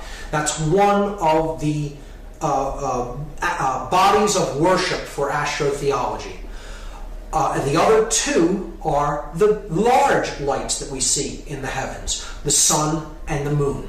So you have three major groupings, or let's say sects, of astrotheology. You have the worshippers of the sun, the worshippers of the moon, and then the worshippers of the small lights, the stars and planets. I'm going to choose one of them to tell the story of how that particular religion is given to one of these aspects of astronomical bodies. And since it is the religion that I was indoctrinated into when I was young, I'm going to choose Christianity. And I'm going to tell the story of how essentially Christianity is an ancient sun worship religion. So I'm going to use, there are many different cultural myths and cultural religious ideologies that I could have went to discuss the story of the sun, but I'm choosing the Egyptian culture because I think it's probably the clearest example. This is one of the gods of ancient Egypt known as Horus. Horus, H-O-R-U-S. Horus was known as the golden falcon in Egyptian cosmology. He was the sun god, the solar disk that rises in the east and he flies across the sky in an arc. Okay, he flies across the sky in his solar arc. He makes an arc across the sky until he reaches the west at sunset. So Horus is a golden bird. He's a bird that is gold, a falcon, and he makes his trek across the sky daily. The word horizon it means the zone of Horus. Hori, H-O-R-I, is the genitive or the possessive word for Horus. It means Horus's or of Horus. Zone, the horizon, the zone of Horus. That's where Horus appears during the day, on the horizon. The horizon. He makes his trek across the sky, and then he goes into the west at sunset. Okay? So Horus has three main family members that you need to understand the role that they play in this story. He has a mother, a father, and a brother. His mother is depicted here, Isis. Isis is the goddess of the night sky in Egyptian cosmology. She is often also identified as the moon goddess. So at night, when the sun is not up, the moon is the queen of the heavens. She rules the night sky. Her cloak is the dark cloak that the stars are embedded in. Okay, so she's the goddess of night, and the moon is her presence when the moon is out and you see it at night. So this dark feminine moon goddess that also represents the cloak, the black cloak of the night sky with all the stars embedded in it, each day gives birth to the rising sun. She gives birth to God's son. The sun that is owned by the God of the heavens, Osiris, the Father God, the Creator God. Horus is the son of Osiris. He is the Creator God's son. Here you see the solar disk above his head, and the Divine Mother, Isis, gives birth each day to the solar God. When the sun is born of the night sky. Horus is depicted right here.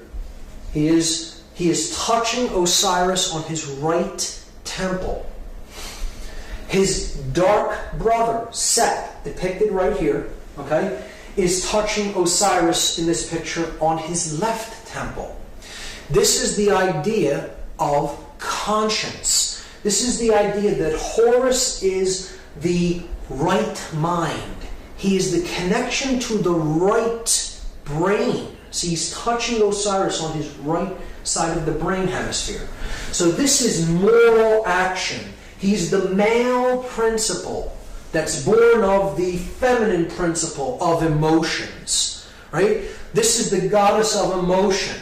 The feminine goddess. The Holy Spirit, our emotions. And our emotions are what give birth to proper moral action. So he is the light of the sky. He's touching the right brain. Right? On the left, you have the god of darkness. He's known as Set in the Egyptian pantheon of gods, in Egyptian cosmology. Set is the one who comes at night when the sun is setting. This is where we get the word set. The sun set from, and he conquers the light. He conquers Horus, and darkness prevails. So this is one who is in ignorance if one is in worship of Set. This is the dark god. It's associated with darkness, ignorance, and the light going out. And look, he's touching the left brain, which tells you if you're too left brain, your actions are not in moral rightness. You're not in the light, you're in the darkness where the light is put to death. So this is like the concept of the devil on one shoulder and the angel on the other shoulder of conscience. One's whispering in your ear to do the wrong thing, one's whispering in your ear to do the right thing. And Horus was known as, he's a god of uprightness, of righteousness, the savior of the world, the god of light, the solar disk. And Set is the god of darkness that conquers the light. So you see here the Trinity. Osiris is our thoughts. Isis, our emotions. And Horus and Set, our actions. One is born of moral uprightness, and one is a god of darkness and ignorance. It's a beautiful moral symbolic analogy, if we take it as an expression of consciousness symbolically and not as physical gods in the sky. So here we see another statue from ancient Egypt of Osiris, the middle pillar, our thoughts, and then you have Horus, the male principle of action, alongside Isis, the feminine lunar goddess of emotion. Here you have again the yang principle, the yin principle, and the mixture between the two. The coming together of the male and the female.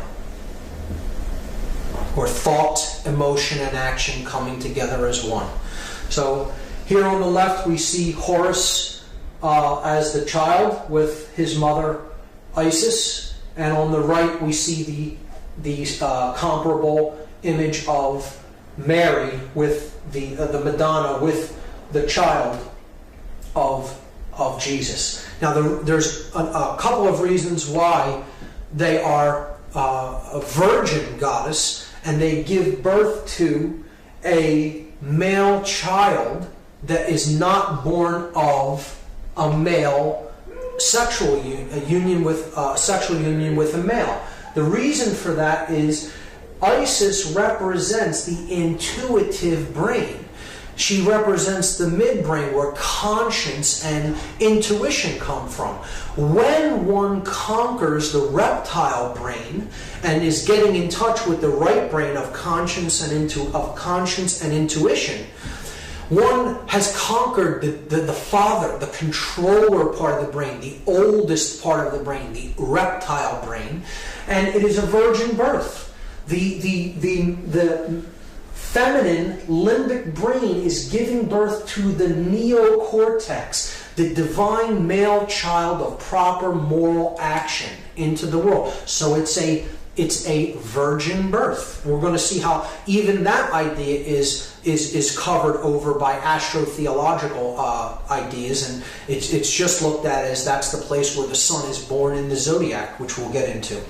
And look at these images of Mary, depicted as the queen of heaven with her crown on in each example. She is the moon goddess. She wears the dark cloak with the stars embedded in it. The cloak of the night sky with the stars. And in each example, here in this example, you actually see the crescent moon at her feet. She is the lunar goddess. And in each example, she is giving birth to the child of enlightenment, the moral solar principle of proper moral action. Here you see Jesus depicted as laying on hay, which is actually the radiant rays of the sun. Here you see him coming out from beneath the cloak of the heavens, being born, the night sky bearing the solar male child during the day. And here you see from her cloak, here is the Sacred Heart of Jesus being born in the flames of the sun.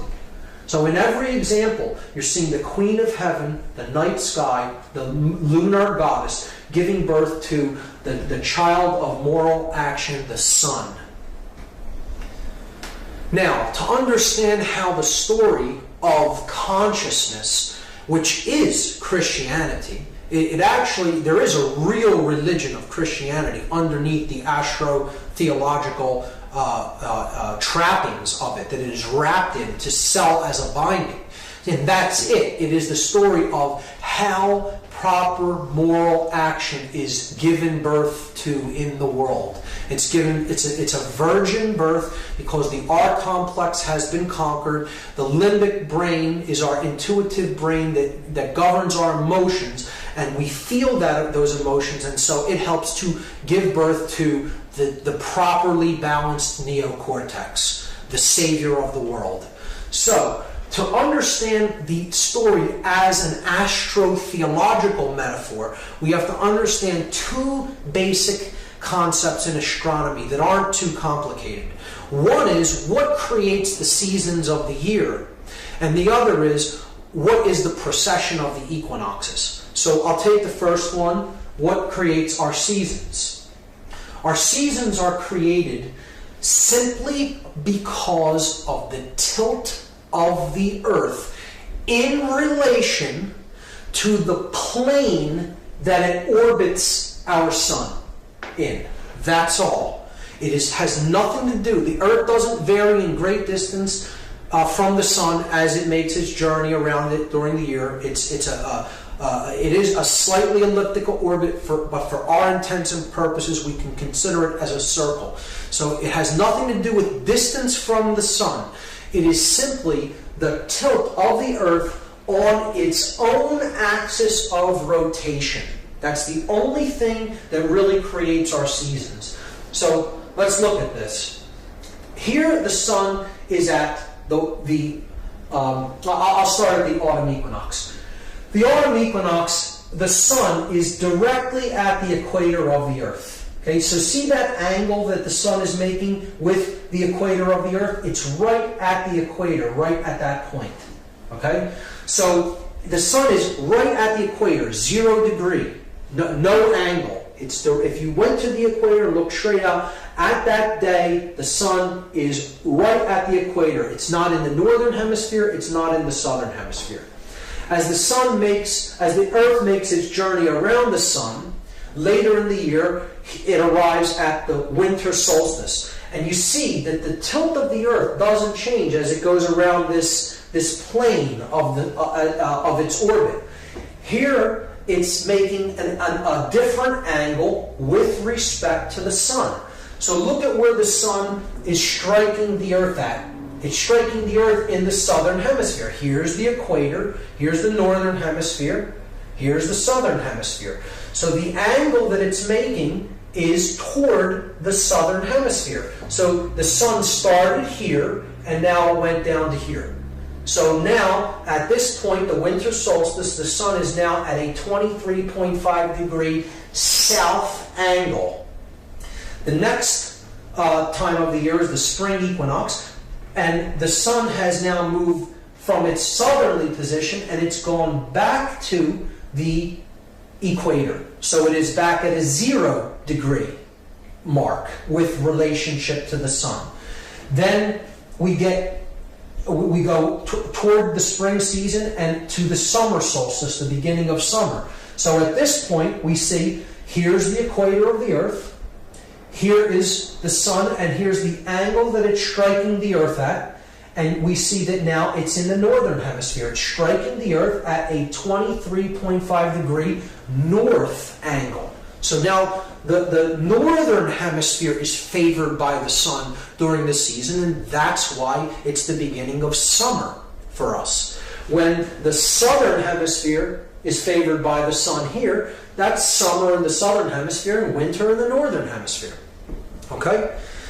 So that is what creates the seasons. The tilt of the earth with respect to its plane of orbit around the sun.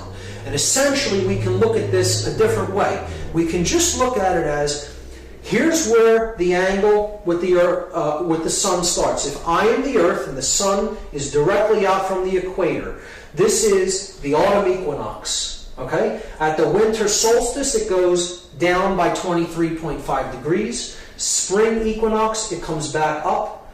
Summer solstice. Autumn equinox, winter solstice, spring equinox, summer solstice. And this process just keeps repeating like a sine wave as the seasons go on. It's just up and down, up and down. Okay? It's like a pendulum movement. So the next concept in astronomy to understand is the precession of the equinoxes. There is another reference frame of motion at work, which I won't get into the full mechanics of, but you just need to know that the background of stars behind the solar path, the constellations that make up the zodiac. They're in what's called the solar ecliptic path. They slowly go backwards throughout a very long period of time. They slowly precess counterclockwise. Okay, so at the spring equinox, okay, the constellation that the sun is in at the spring equinox over a very long period of time begins to shift, and a new constellation comes in, and it is behind the sun at the spring equinox. And this keeps going until it makes one complete revolution through the zodiac. So the frame of reference of what the Earth is, the pole of the Earth is pointing to, actually makes a full circle in the sky.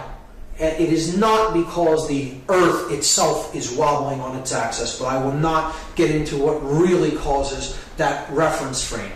But over a long period of time, approximately 25,000 years, a complete circle is made, and at the spring equinox, every constellation has been gone through until you come back to the first one. So that's called the precession of the equinoxes.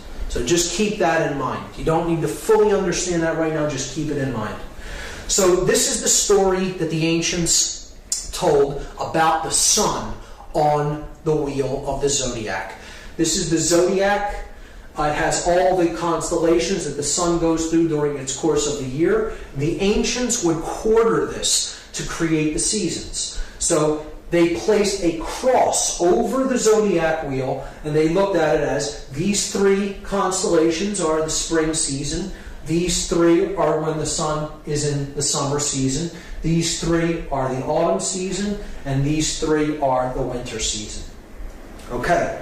The ancients then placed the sun on the cross of the zodiac, and they would tell its story of its journey through the houses of the zodiac, through the constellations during the course of a year.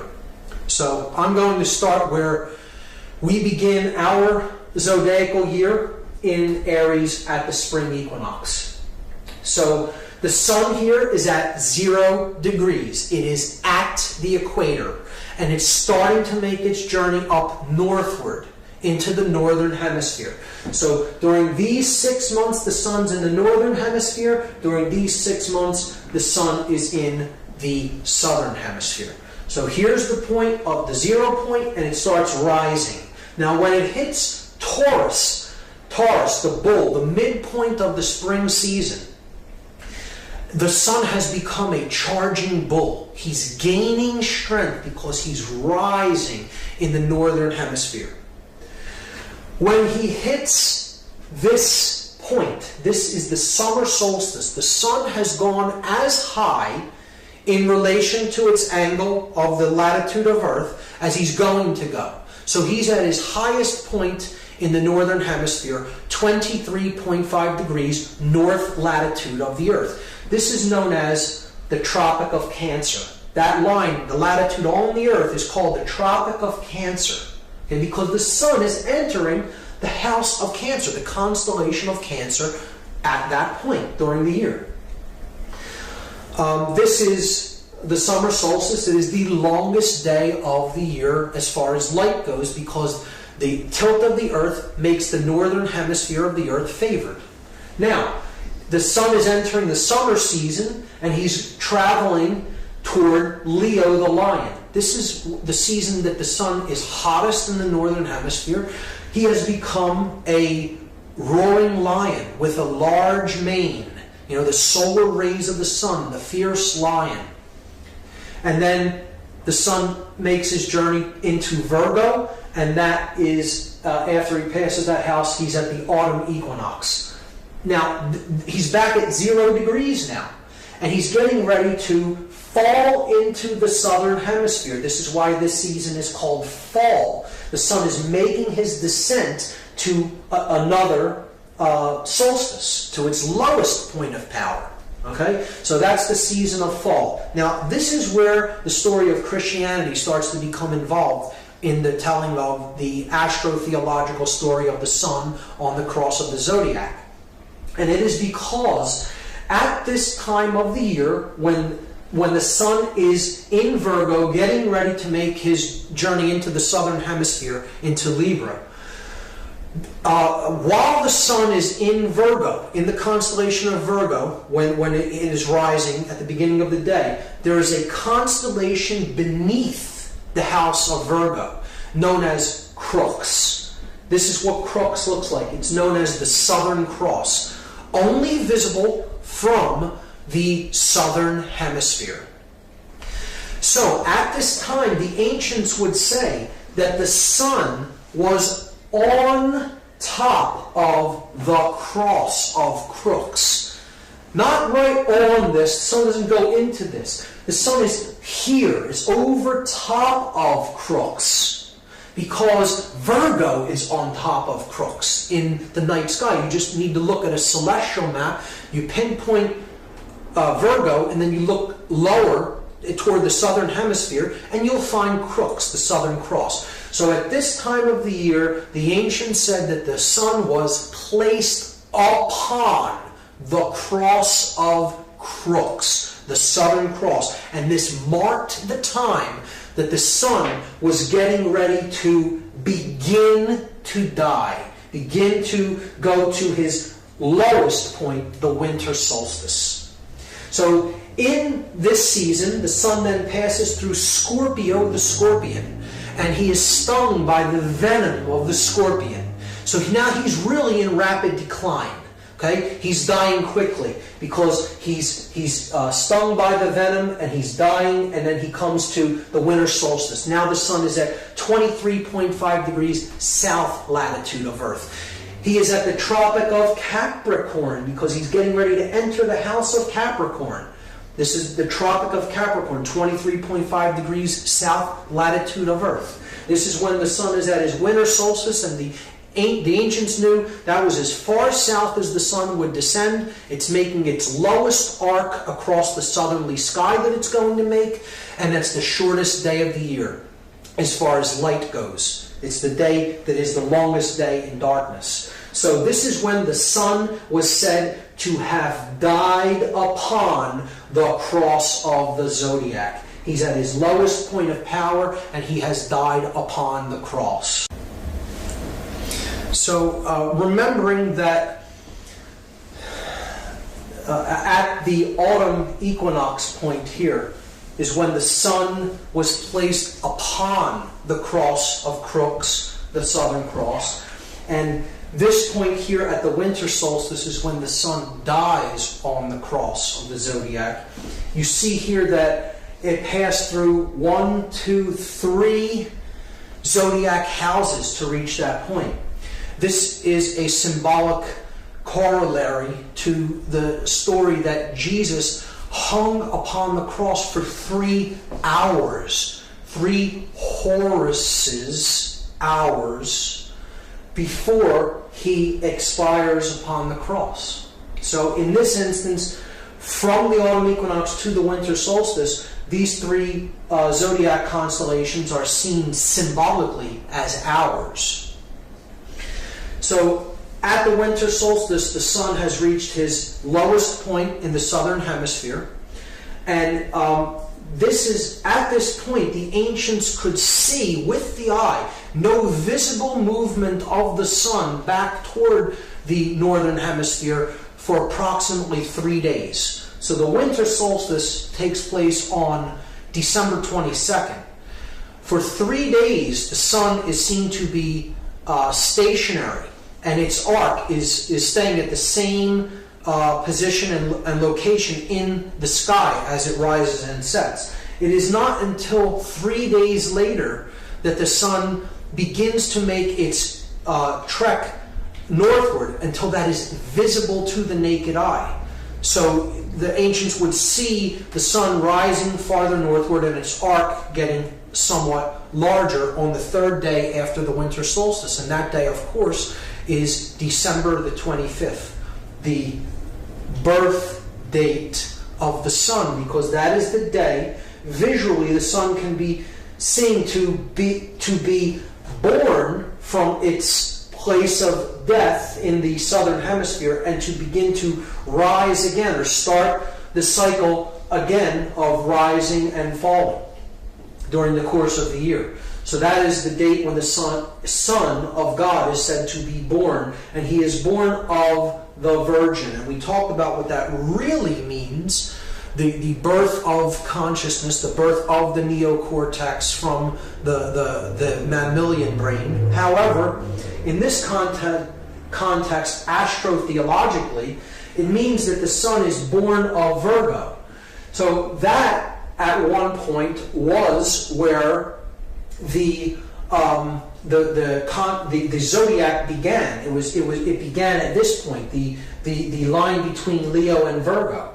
So at that point, the Son would be born of Virgo, the Virgin, not of Aries. So if the Sun, the zodiacal year would begin at this point, it would travel in a circle until it reached Leo and back to the Leo-Virgo line.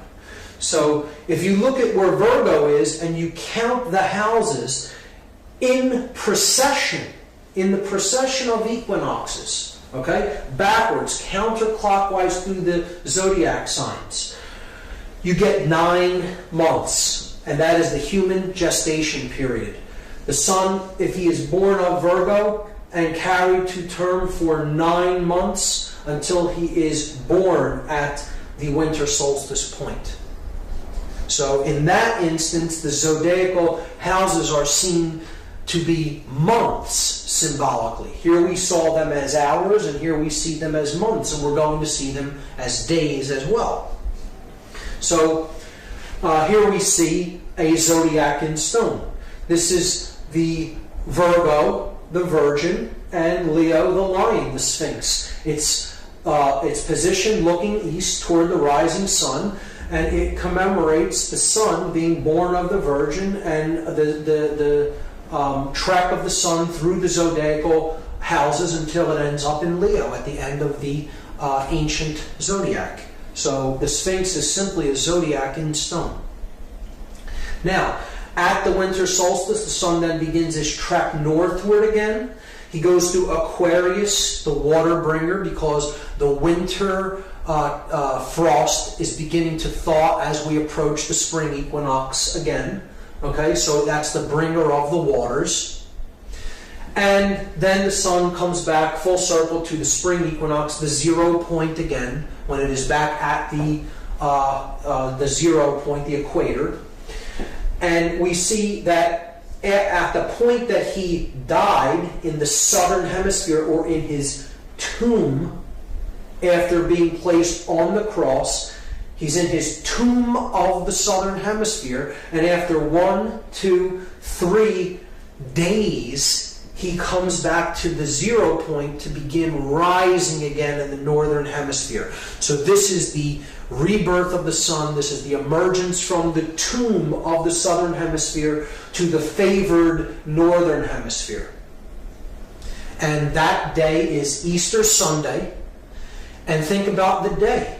East, star, sun, day. All concepts associated with light, the sun, and the sun is a star. It rises in the east. It's up during the day.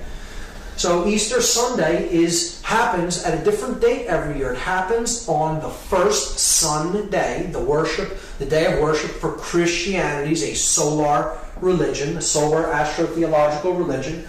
And it occurs the first sun day after the first full moon, because again, the lunar moon goddess must become full to bear the sun, after the spring equinox, or the rising of the sun from the spring equinox, out of the tomb of the southern hemisphere. So Easter Sunday is always celebrated on the first sun day, after the first full moon, after the spring equinox.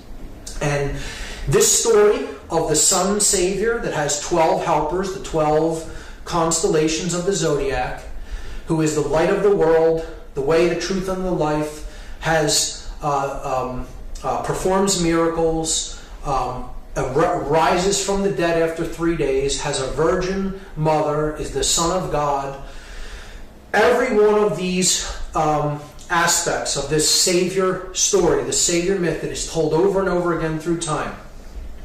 There are over 40 incarnations of this Son God. Every one of the names that you're about to see scroll by is one of the names of this ancient Son Savior figure that comes from the East, has miraculous powers, redeems the world through the light, again has 12 helpers, is the Son of God, has a virgin birth, performs miracles, etc.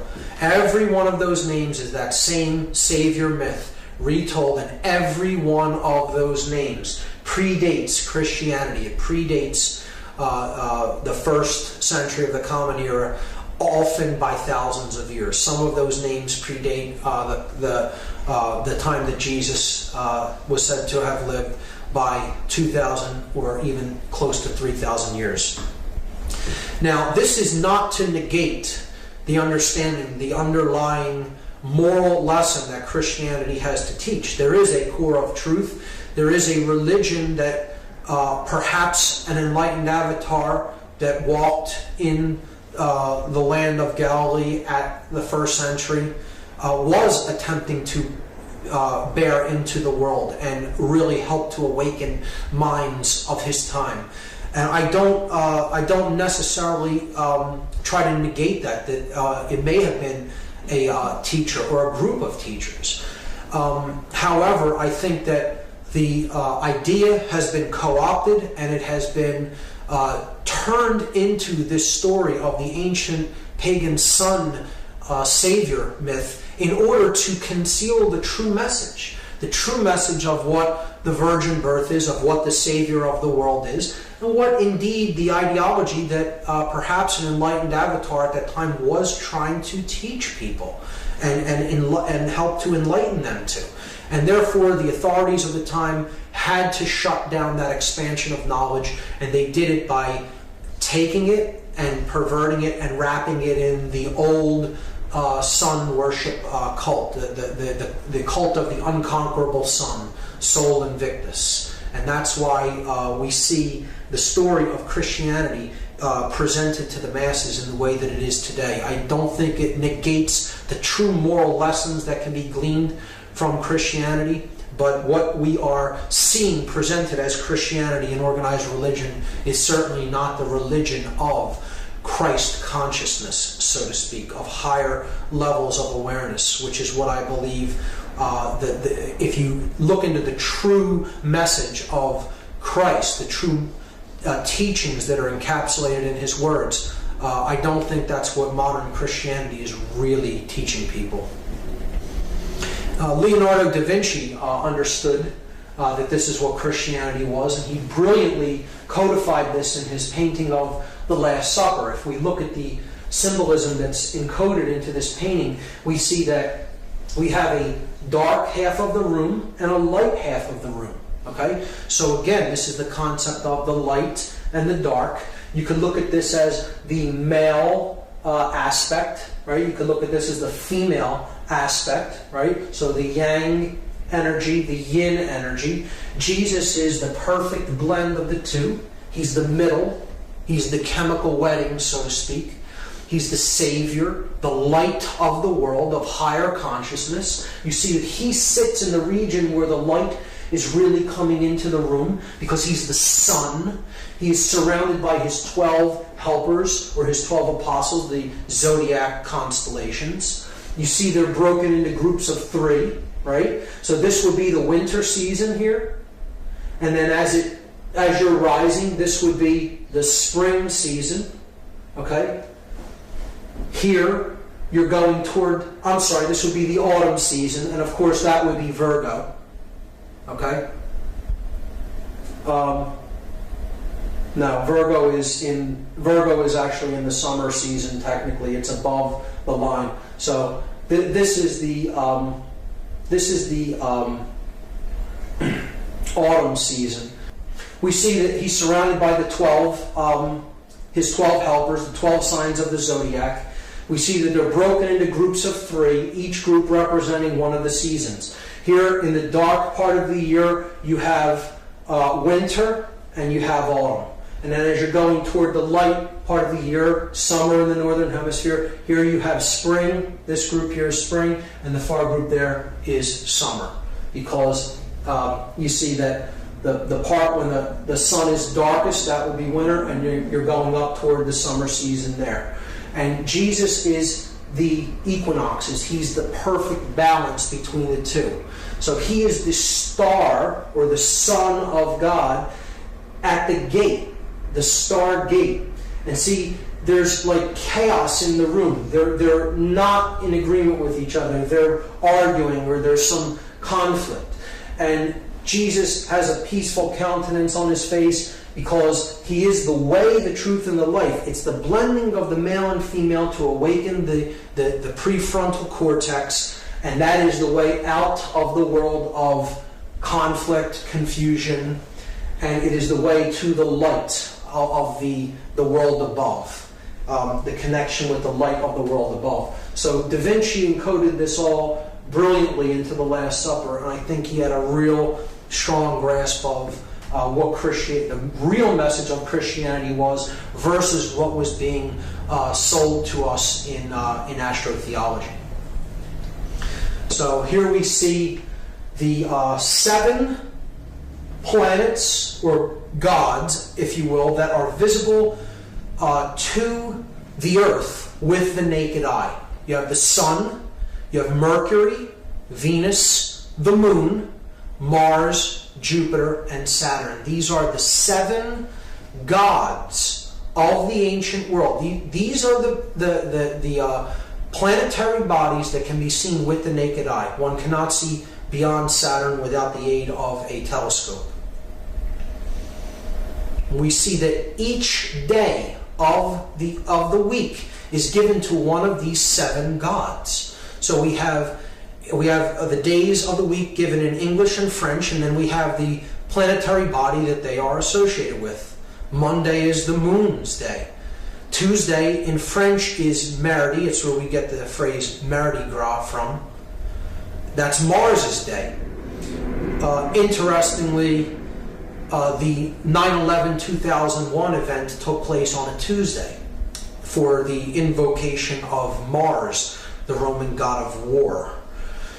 Wednesday is Mercredi in French. That's Mercury's day. Thursday is Thor's day. In Norse ideology, Thor was Jupiter. Friday in French is Vendredi. That's Venus's day. Saturday and Sunday are relatively self-explanatory.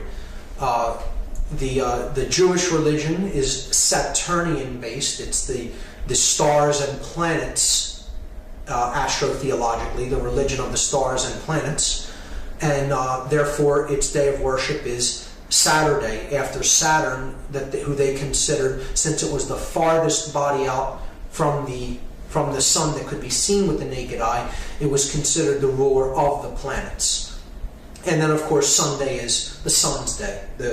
Christianity worships on Sunday, being a solar cult.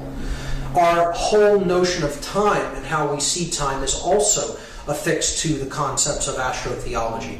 So we have the 3 astrotheological sects: the sun, the moon, the planets and stars, and we look at our clock being a symbolic zodiac. It has the 12 houses. Okay, it has 3 hands. Each one of the 3 hands of an analog clock is given to one of the sects of astrotheology: the solar, the lunar, and the planetary.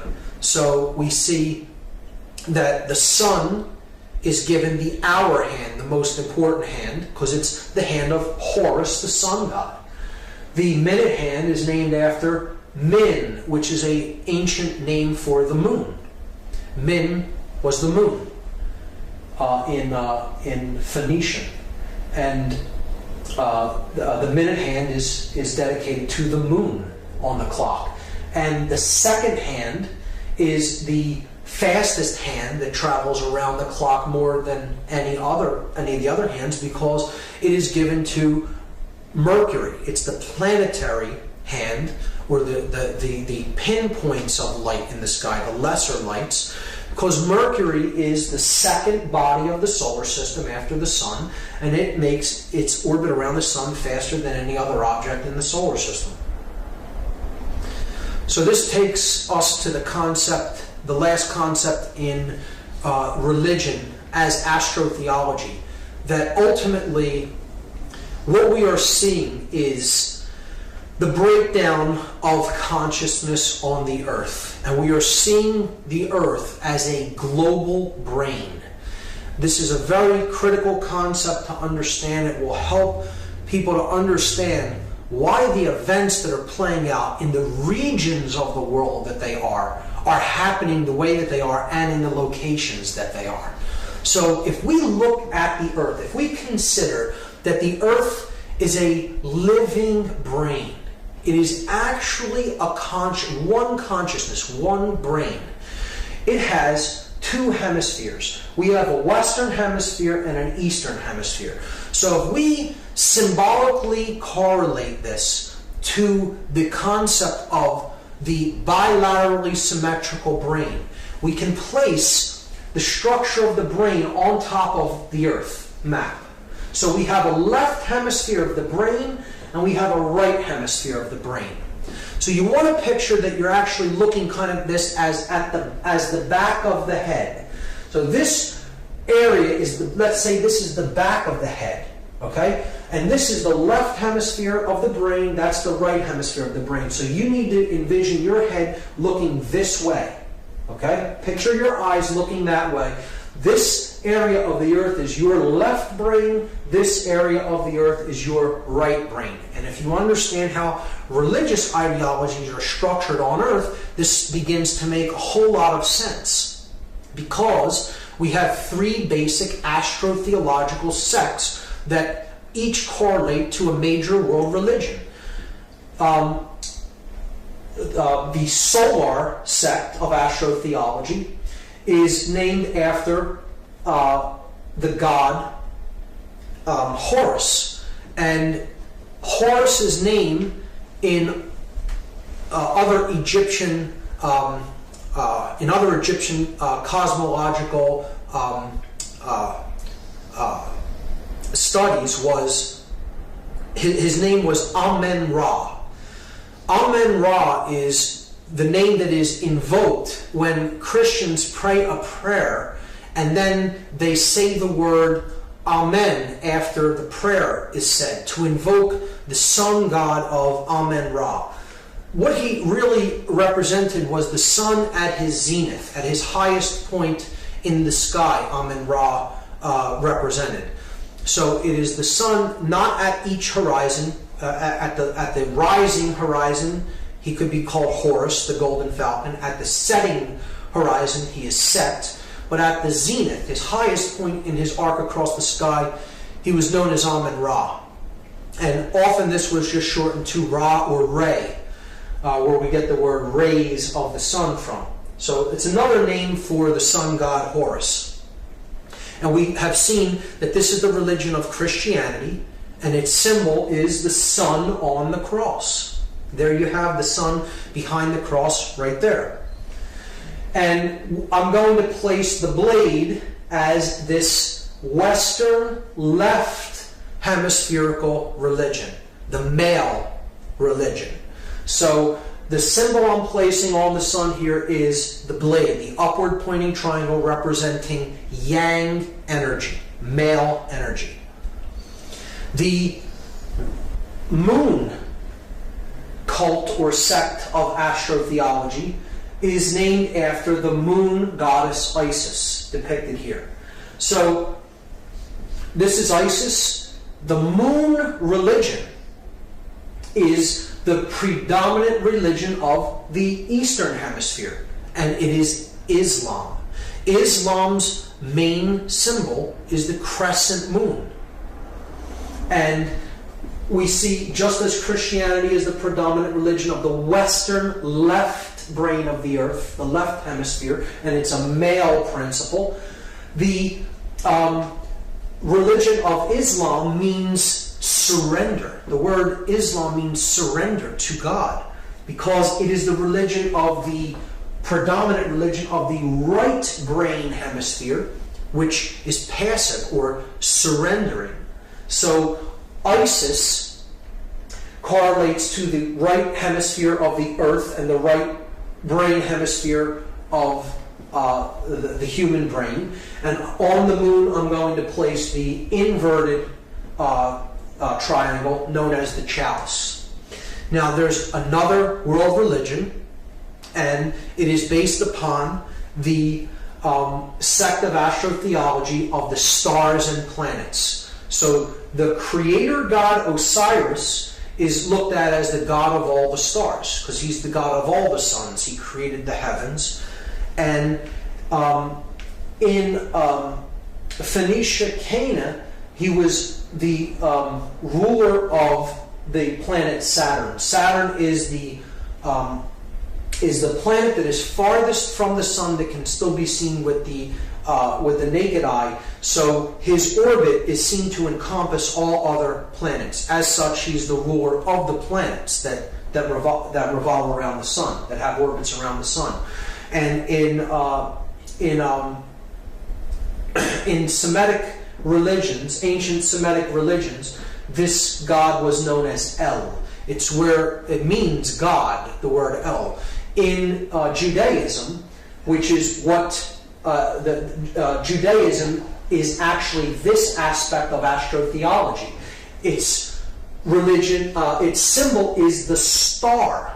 Okay, the stars, because it is the religion of the stars and the planets, the pinpoints of light, as we talked about, the small lights in the heavens. So the name of God in Judaism is Elohim, and it's plural. The reason it's plural is because there isn't one God. There's many gods. Elohim means the stars and planets. That's the big mystery about why El is pluralized in the Bible. Because the real astrotheological basis of Judaism is the stars and the planets, plural, the many lights of the heavens. So that's where Elohim is actually derived. And of course, just like their symbol being the star, it's the combination of the male and the female symbols into one. Now, the reason that there is a twofold aspect to the middle part, the middle pillar of the earth, is because in the middle, if we're looking at the brain from the back side of the brain, okay, so your head is actually facing this way, and you're imagining this side as your left brain hemisphere, this side as your right brain hemisphere.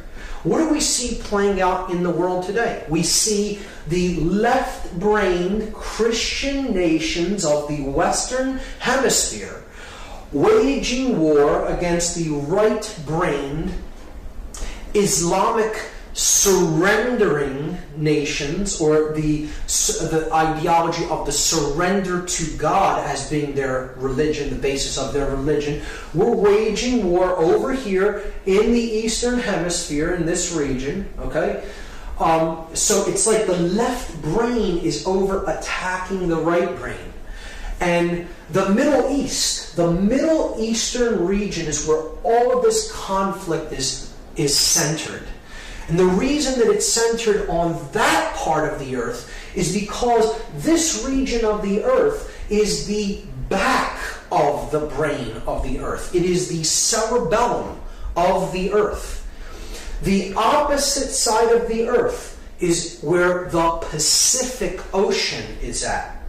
So that's where the energies are truly united, on the opposite side of the earth, the peaceful ocean. Pacific, peaceful. It's the prefrontal neocortex of the earth, the third eye of the planet, so to speak. And right on the other side of the globe from this point, you would see in the middle of the Pacific Ocean the Hawaiian Islands, with the largest volcano on the earth, Mauna Kea volcano on the big island of Hawaii. It is the physical representation of the third eye of the planetary brain.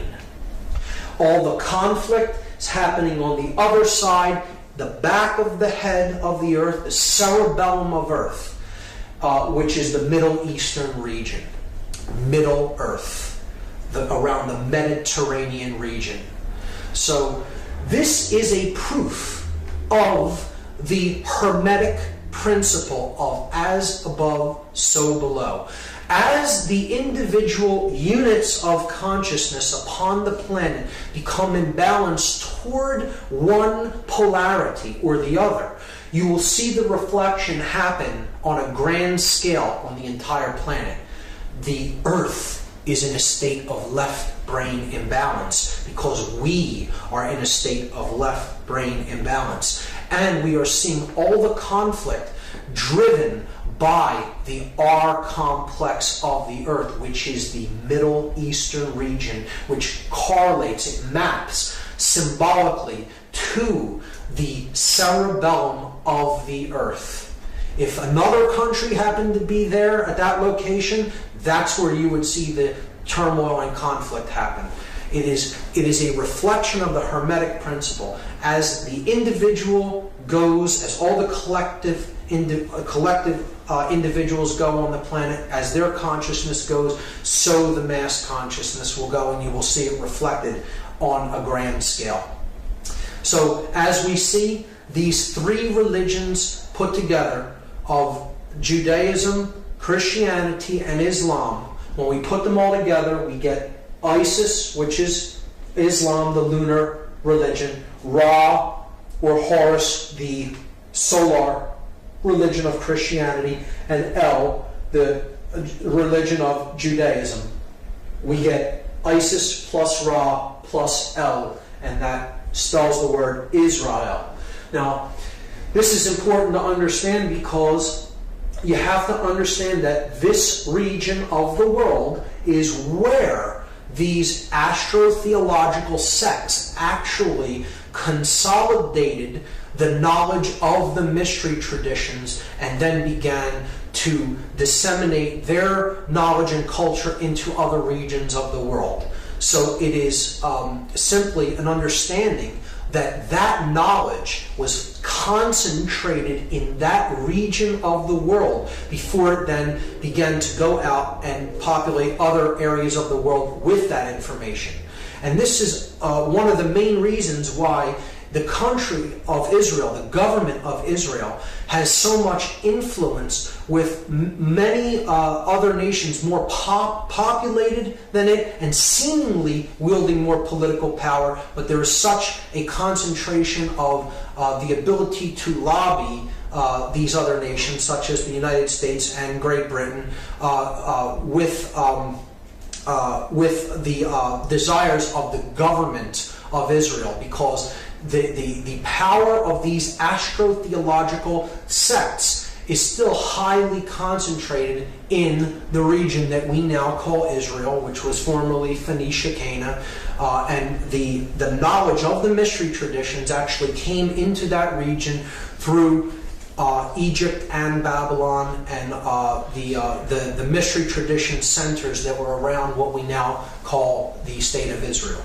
So that explains why Israel is so influential in what is taking place in the Middle East region of the world, and it explains why the ties with larger, more populous nations are in place. It is in no way any kind of a commentary on the nationality or the religion of the people of that region. It is simply a commentary on the government of Israel and why it wields the amount of influence that it does.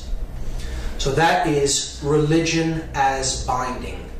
The next method of manipulation, the next big gun of manipulation that I'm going to talk about is the subversive use of symbolism, the mentally subversive use of symbolism, particularly in Western culture and particularly through advertising.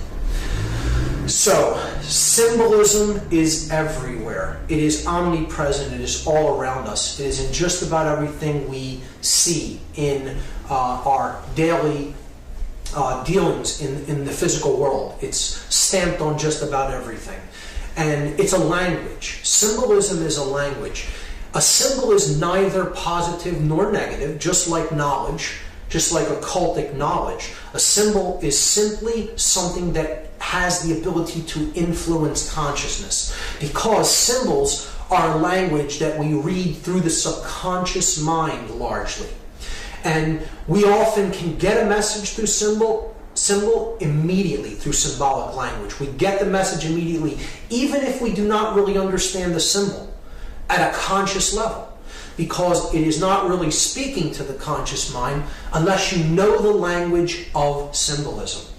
And unfortunately, many people do not. They are illiterate when it comes to reading symbolic language, and therefore they're really at its mercy. They're really at the mercy of how an advertiser or a product peddler wants to reach your subconscious mind.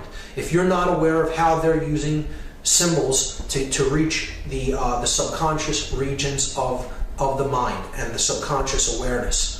So we have to become symbol literate if we're going to be able to use symbols ourselves, if we're going to be able to protect ourselves against unwanted influence and usage of symbols. What I'm going to do is present a symbol, describe how it is being used, for what purpose, and then I'm going to give examples of how the symbol is used in logos. So the first symbol is that of the sun, which we already talked about the significance. The sun is a symbol of light, of life, of knowledge and information. It's a symbol of moral uprightness, okay, of morality. Most of all, it is a symbol of knowledge, of awareness, of enlightenment, of having knowledge and being able to use it to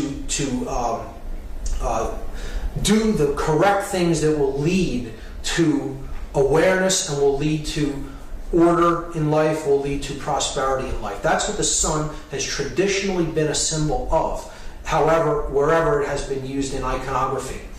And we see this employed by companies that want you to trust them, want you to identify with their products as something that is used for life, that is used for lifeblood, so to speak, that is used to represent enlightenment even. So here we see it used in oil logos, in gasoline companies. So you see it here, Sun Oil Company, Gulf, with a large orange disc representing the sun behind it. The sunflower of British Petroleum, and Dutch Royal Shell gasoline, which is a symbol of the sun coming up over the horizon with the rays. Even though it's encased in the outer shell, it still is clearly an image of a rising sun with the rays of light coming up over the horizon.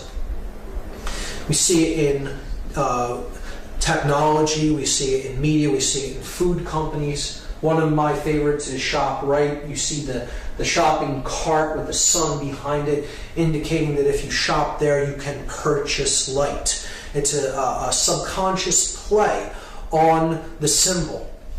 So they're trying to sell enlightenment as part of the product. You know, something that you lack, something that they are aware that you want spiritually, is being sold to you by proxy. And a rite is a ritual, the ritual of shopping. Shop right, and there is the sun in the basket. It's a very good example. In financial institutions, the sun is ever present because, again, it is a symbol of trust. It is a symbol of sovereignty. It is a symbol of knowledge and enlightenment. On the Discover charge card, Sun Trust Mortgage Corporation. Here's Citibank, the cross of the zodiac and the sun coming up over the horizon.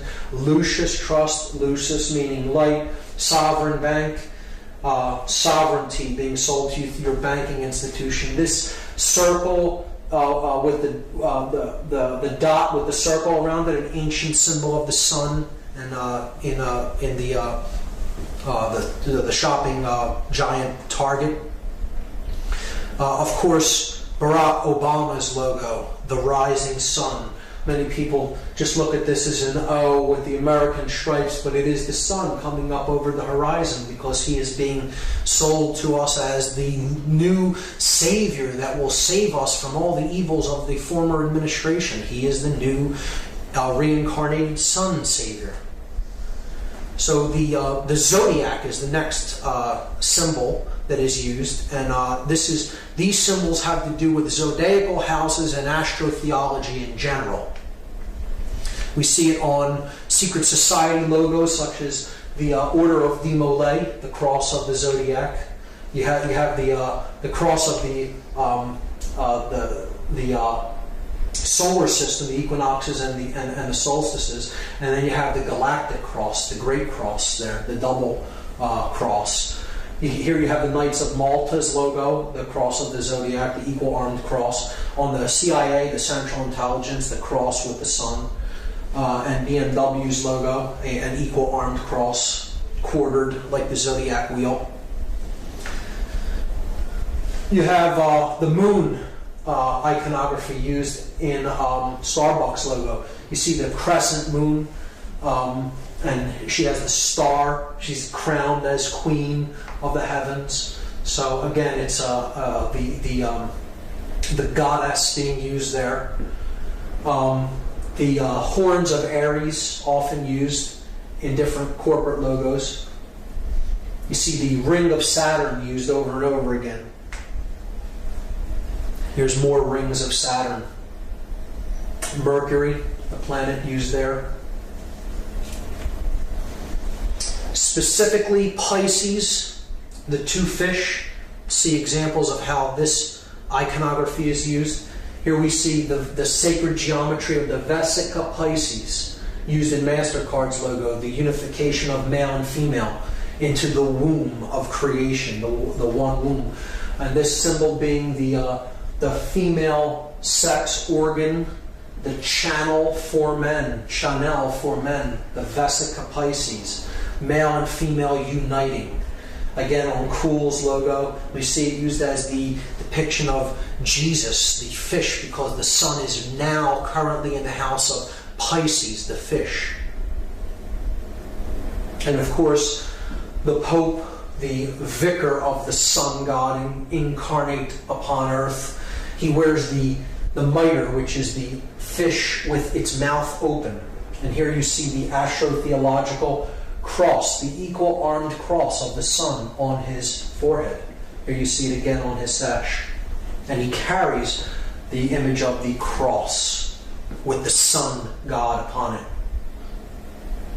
The inverted pentagram. So the pentagram is used as a symbol of the four elements and then a fifth element. The four elements being earth, air, water, and fire, the material world. But more specifically, what those elements represent is earth is our resources. It is what we have to work with, the things that we can put into use for ourselves in the world and how we use them. And it is our makeup, our genetic makeup, our natural abilities. That's what earth represents. Air represents our intellectual makeup, the powers of the mind, the powers of air, our intellect. Water is our emotional makeup, how we use our emotions to change consciousness in the world. And then fire is our actions, the male principle, what we do with what we have.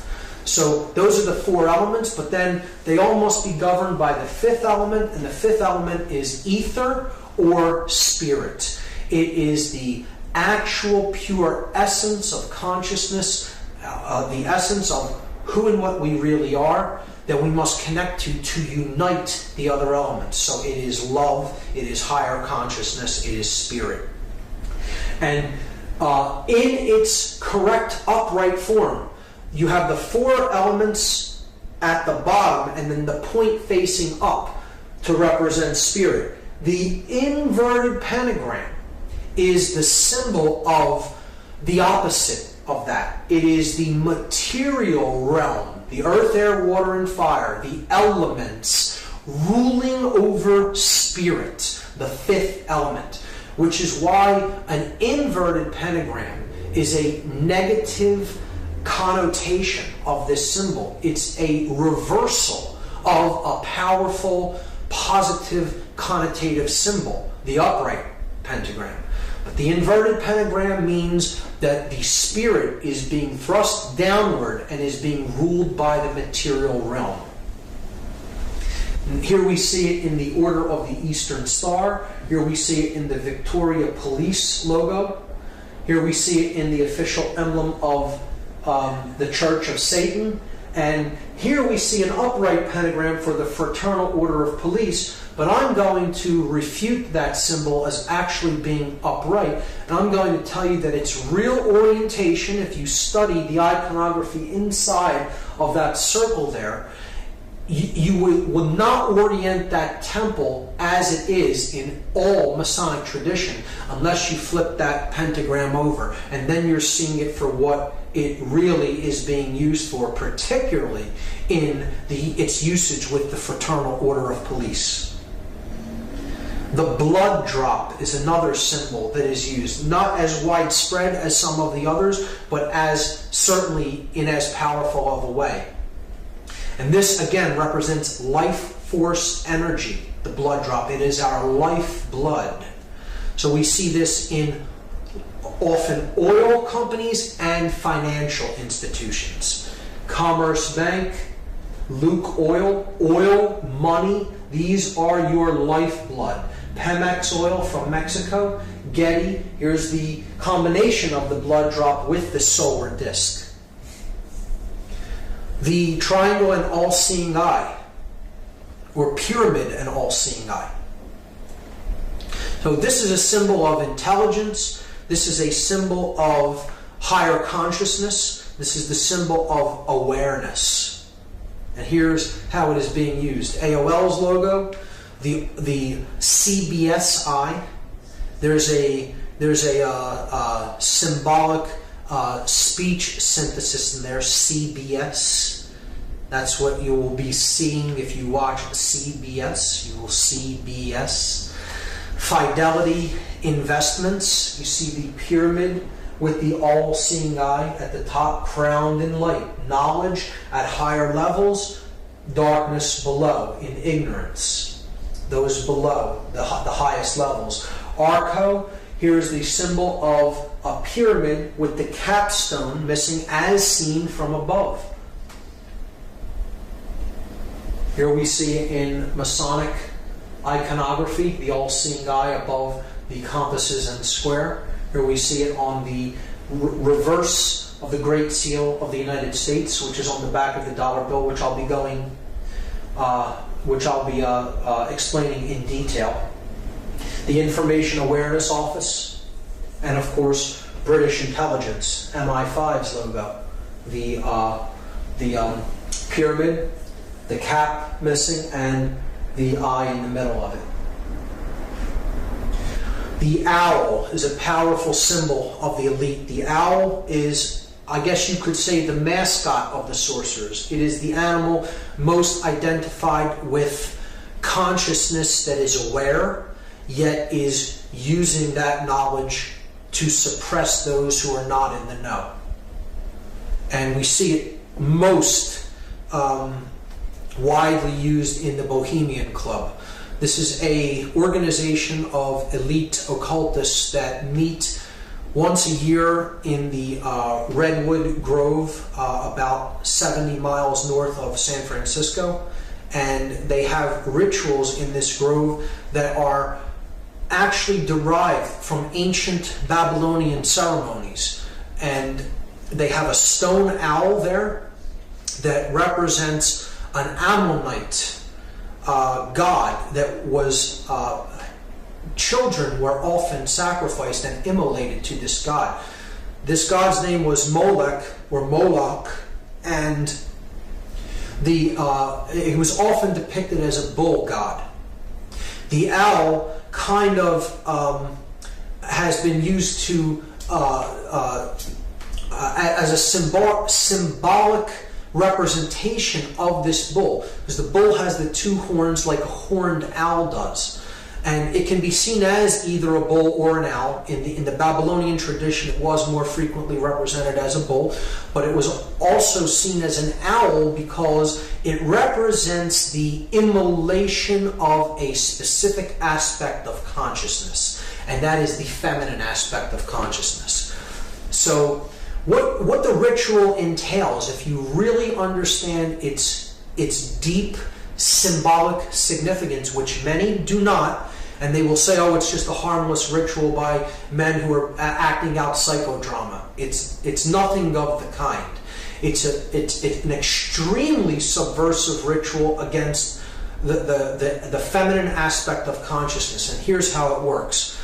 They have this owl that they're going to have a ritual before. And they take an effigy of a child and they float it upon the water. You see here the dark aspect of the Hermetic principle being conveyed here, the as above, so below aspect in the reflecting pool. As above, so below. And they float this effigy of an infant out into the water where they set it ablaze, and they immolate it to this owl. What this represents is the immolation of the inner child. That's what the elite are actually doing in this ceremony. They're telling people subconsciously to annihilate your emotion, annihilate your care for what you are doing in the world. So the ritual itself, the name of the ritual carries its meaning. The ritual is called the cremation of care. That is exactly what those who are participating in this are doing. They are immolating the inner sacred feminine child of consciousness. Care is what's being burned. So they're saying that dull care is the enemy. Your care for what you do to others is the enemy. It needs to be eradicated so you can use your power of will to do anything that you want to do regardless of the consequences that it means for other people. If you immolate your emotion, you will be more able to do that effectively without emotions getting in the way. And that's why they burn the effigy of that infant. Anybody that says that that is not what the ritual is about does not understand the deep symbolic connotations of that ritual and the derivation of where that ritual came from. And it does indeed come from ancient Babylonian rites, specifically the rites of the Ammonites, which were a dark, basically a satanic cult, the worshippers of the gods of chaos. Molech being one of them, the devourer of the sacred child, the feminine care principle. But that is the owl. We see it encoded very covertly because the owl is a predatory bird that can see its prey at night from a higher perspective when its prey cannot see it. So it is easy to remain hidden and then attack when it wishes to pounce upon its prey. And its prey is in the dark. So it's in the know, its prey is in the dark. A perfect symbol for a sorcerer wishing to yield occult knowledge against those who are in ignorance. We see it very covertly displayed on the shield on the upper right-hand side on the front of the $1 bill up in the corner. Clearly, though, when blown up, you can see that it is indeed a small owl peeking out from the corner. It is encoded in architecture. This is Commerce Square. Commerce Square. The financial system and the square, the symbol of base consciousness combined. And the two owls, the double owl, if you look at these in another different aspect, you'll see that there are actually wings down at their sides as well. This is on 21st and Market Street in Philadelphia.